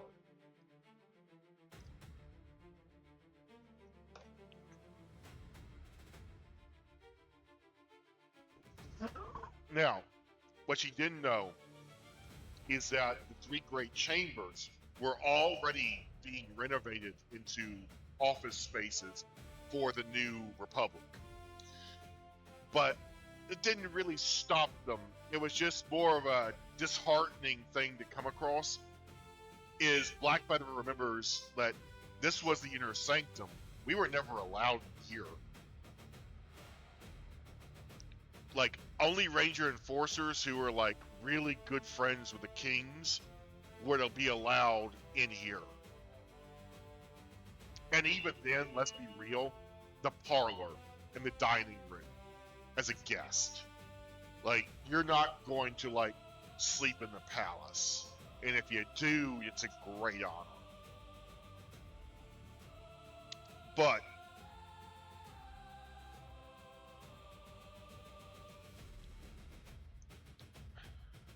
they were able to get into the building, which goes straight through Central Courtyard to the palace dungeon. They got upstairs. Stairs we've seen in Adventure Forsaken go down to Master Giggle's domain, the jail and dungeon underneath the palace. That goes up through the kitchen's pantry into the main kitchen. And then spills out into a great hallway that connects all the inner sanctums. Most of the remaining force of about, by this time, 8,000 had been picked off handfuls at a time by the defenders, systematically and coordinatedly. If they wandered past the barricades, they were definitely going to get shot. Almost certainly. If not by the defenders, then by armed civilians. Now, armed with the 2 submachine guns and as much ammo as they could carry each, which remember, these are children, they can't carry a lot. They carried no rations with them. They weren't expected to be there very long. This was again a do or die type thing. They managed to free the majority of Congress. They managed to free the majority of people who had ran afoul of the invaders, shopkeepers, mainly old tech men. Old tech men are very curmudgeonly. They don't like to change their ways. So telling them they're not allowed to sweep the sidewalk in front of their shop that they've been manning since they were a kid, it's like they're just gonna do it anyway. Fucking kill me or deal with it. So they slapped irons on them and took them to the central courtyard. They made it to a makeshift prison. They were able to get to the addressment perch from the old triarchy and just basically, like fish in a barrel, just shoot the remaining force who were trying to open the gate, but no one could remember who had the key. The key, of course, in the chaos, an old tech wrapped up and hid under his robes, so they couldn't escape. And finally, up on top of the roof, trying to hang himself unsuccessfully, was our dear General Brick Font. He was captured by an army of children and now armed members of Congress and taken back down inside the central courthouse and sat in the defendant's chair as if waiting for the judge to show up. While he was there, he was handed a phone. A phone was brought to him with a really long cord. And he's like, what is this? He had never seen a telephone before. They said it's a communication device we've invented. It's called a telephone. It allows you to talk to people over long distances who have a similar device. And he's like, who am I talking to? At that exact time, phone rings. And they're like, you pick up the handset. He, of course, puts it the wrong way around. They correct him hilariously. And he's like, who is this? And on the other side of the phone, a very elderly tech man said, this is the Assassin King. Checkmate. And that's what he knew. It wasn't the defenders he was fighting this whole time. It was Val. Val defeated you. The same way he defeated King Mill. The same way he defeated the majority of the Republican insurgents up until this point. Val wins. It's what he does. And this was his last win. Because a few months after that, he passed away. About the same time, the army showed up.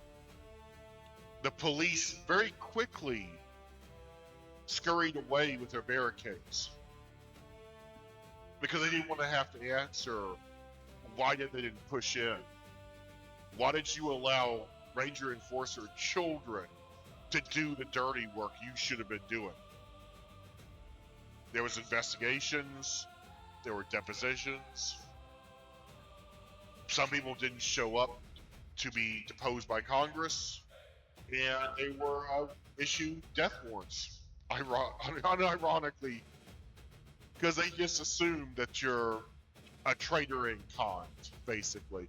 Yeah, you're not helping them, but you didn't try to stop them. Of course, the New Tech Republic was overjoyed with this little purge of the police force because a lot of them were still loyal to Kulik. And so after that, there was a slow downscaling of police, which resulted in more street crime. What do you know about that? cause and effect.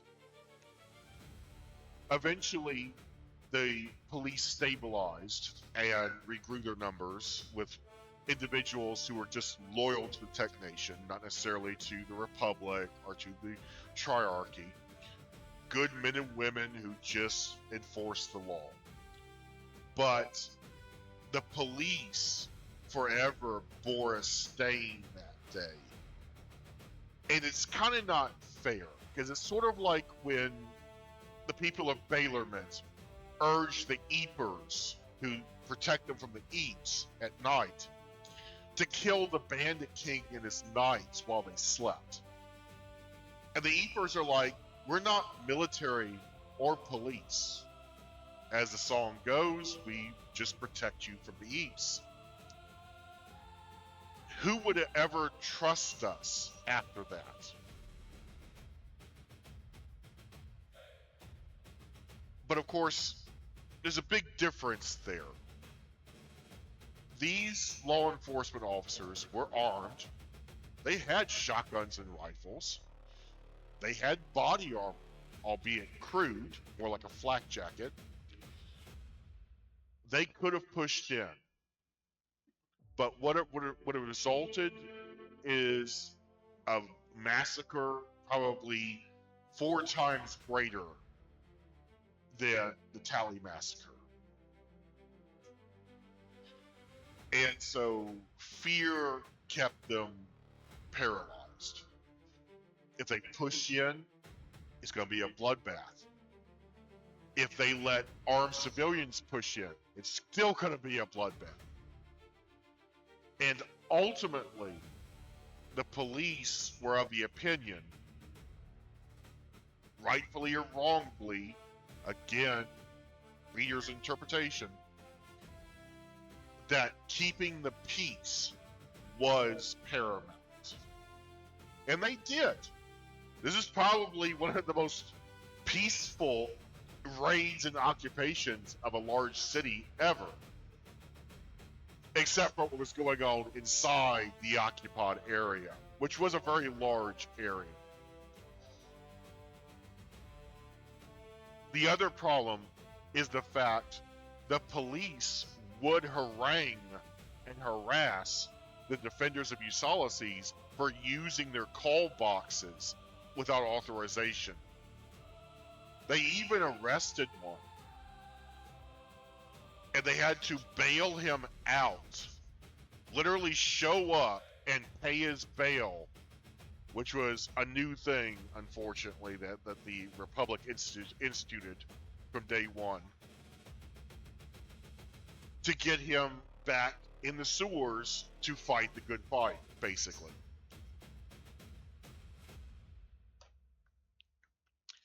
So, in keeping the peace in the situation, they chose the most harmful route for their own people.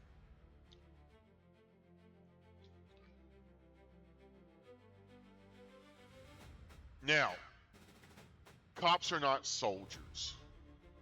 At least they shouldn't be. But, again, it's reader's interpretation. Were the cops right to just cordon off the area and keep the peace? Were the defenders of USolaseese just crazy, overzealous, bloodthirsty teenagers? Because the simple fact is, if the cops weren't there, those invaders would have spread further across the city, and there would have been way more casualties. But for the most part, the defenders of USolaseese only lost 5 members, including Browning, of, say, a total of like a class of 100, basically split between 2 levels. The graduating class of the senior class, and what would be like the junior class, the next one to come up to be the next to come up and do the final year of schooling. Now, the defenders of USolaseese, culturally speaking, were a godsend, because these kids grew up under the triarchy. And literally a week before this, the triarchy was dissolved. And now they're staring down the barrel of pledging allegiance and hunting heads for people they rightly see as Republican terrorists. The enemy domestic. They're in charge now. So this invasion, as bad as it was, refocused sort of the soul of the tech nation to a clear and present danger. The Baylors, if given the opportunity, will destroy you. Never forget that.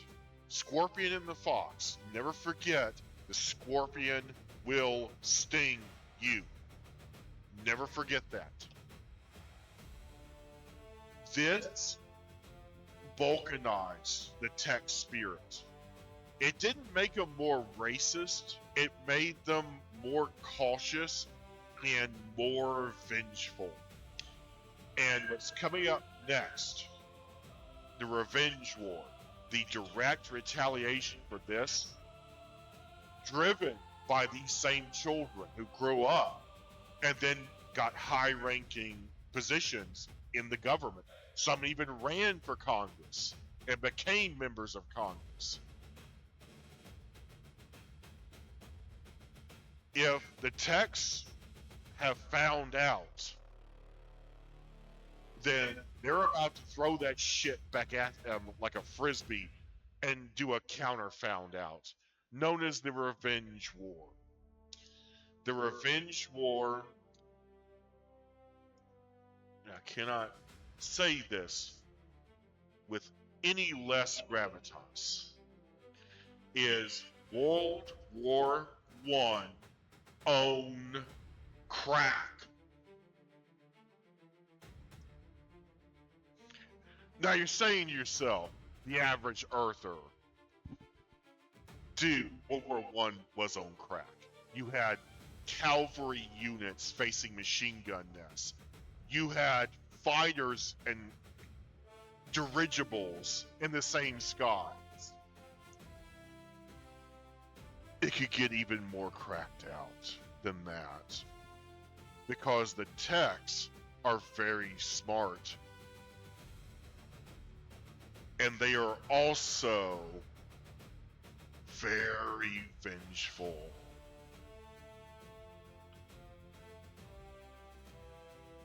So right here in the center of this Venn diagram, that's where the darkness is. That's the tech asshole that's going to shit all over you.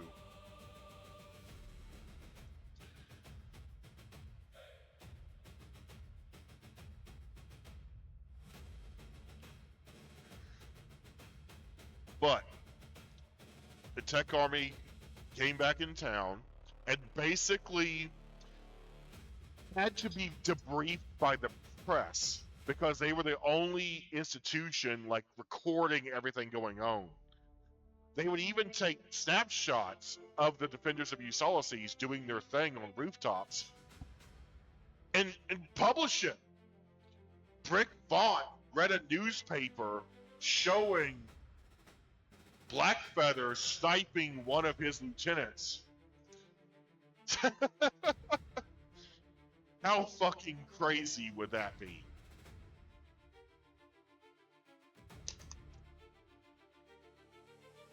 But he also knew the optics of murdering tech children. You're surrounded by techs who are already pissed off at you. The only thing keeping them back is the respect for the authority of the blue caps, the police, who for whatever reason have spared you this tsunami of murder that wants to deluge you for the sake of peace.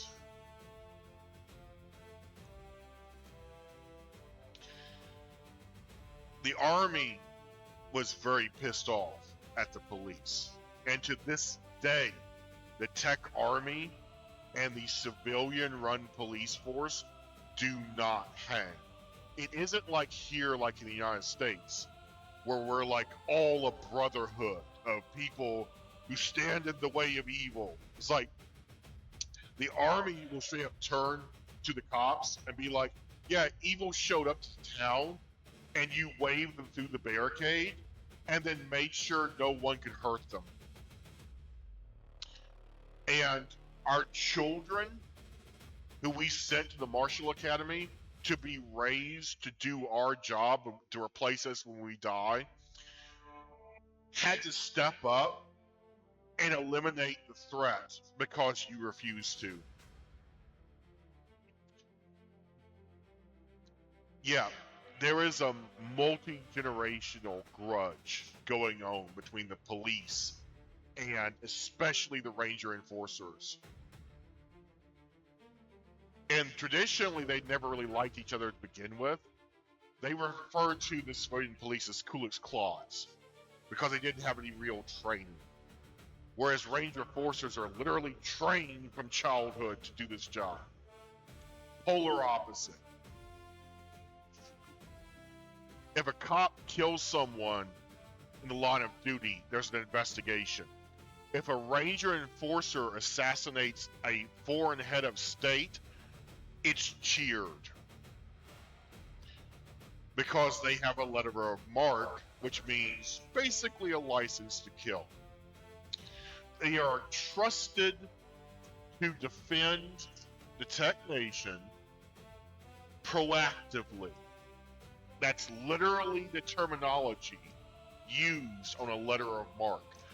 In other words, whatever you think is necessary to defend the tech nation from its enemies, you are fully authorized to do that. You do not need to ask permission. You do not need to call a headquarters and say, "Mother, may I?"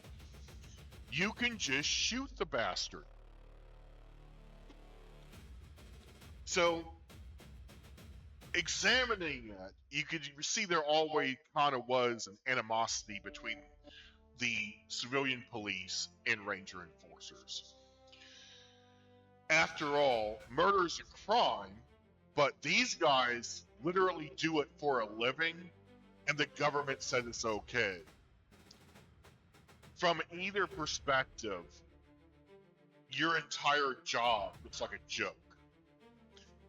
To the Ranger Enforcers, Ku Klux Klans are exactly that. They're Klans. They're goons. You're there to crack drunkard skulls and carry them off to jail. Keep the vagrants off the street and out of the parks. You know, occasionally hand out a traffic ticket or whatnot. It's like, we, the letter of marque assassin, we protect USolaseese.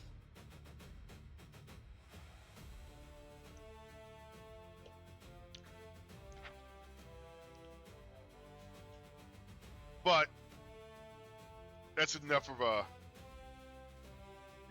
rant back and forth between those two. But you see what I'm getting at. There's always been animosity, but this just cemented it. The fact that they just cordoned off the area and said, okay, this belongs to them now. And pretty much everyone disliked that, as the meme goes. Alright. So this is getting on 3 hours now, as custom. But I'm going to make myself a little thumbnail. So there's going to be, let's say, Red Dawn meets the Goonies. Because that's essentially what happened here. Just like in Red Dawn, the communists invade, and it's up to a bunch of heavily armed teenagers to repel them because the government stepped on its own dick and fumbled the response. So now they're deep inside. I think it was canonically like Colorado or Montana. They got that far into the nation. They didn't make it past the Rockies. And you got Goonies, because most of the movie they're in like an underground cavern looking for stuff. So, and that's also kind of the Goonies, because they would emerge and kind of steal / confiscate stuff to fuel their resistance.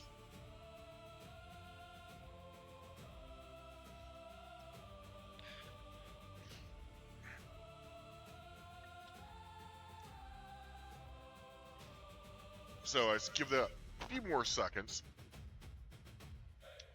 because I want it to be easy to find. And towards the end, if you're still listening, thank you for your interest in my book series. You may be wondering, again, why aren't there any frequent uploads? It's because recently there was medical issues. Dentistry had to be done, and I couldn't talk. But that wasn't all of it. But the other half is not a medical condition that is mine to talk about. It would involve someone else. So I'm not going to talk about that. Other than that, I hope you enjoyed. I hope this piqued your interest for earlier parts of the story. Characters I've mentioned out of context. It's a long, long sit. I recommend like listening to my stuff while driving to work, bits and pieces at a time. Treat it like an audio book. That's kind of what this is. It's an interactive audio book. You can comment, make suggestions, things of that nature. I don't live stream because my internet is crap out here, but I got a flyer saying that they just installed fiber optic. I am so stoked about that. I'm maybe getting that, and I will be live streaming if I can get that.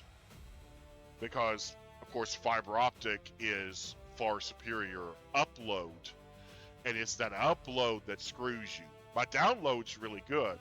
Like, when I upload these videos, these 3-hour videos, it takes like 5 minutes. It's like downloading a game. It's not bad. But upload, when you're having to directly upload it to the internet, you need it to be really high ping, and I just don't have it. Alright, again, if you wish to contribute to my work, I consider it to be a tip, basically. So in other words, no obligation. If you want me to do some sort of consignment work like commentary, narration, voice acting, what have you, just give me a direct message or a comment, and I'll get back to you as soon as I can. I don't check my comments very often. Sorry. I will be getting better at that, I promise. I've just been out of the game for, a couple of months. So, alright. Hope you enjoyed. And next up, World War I on crack.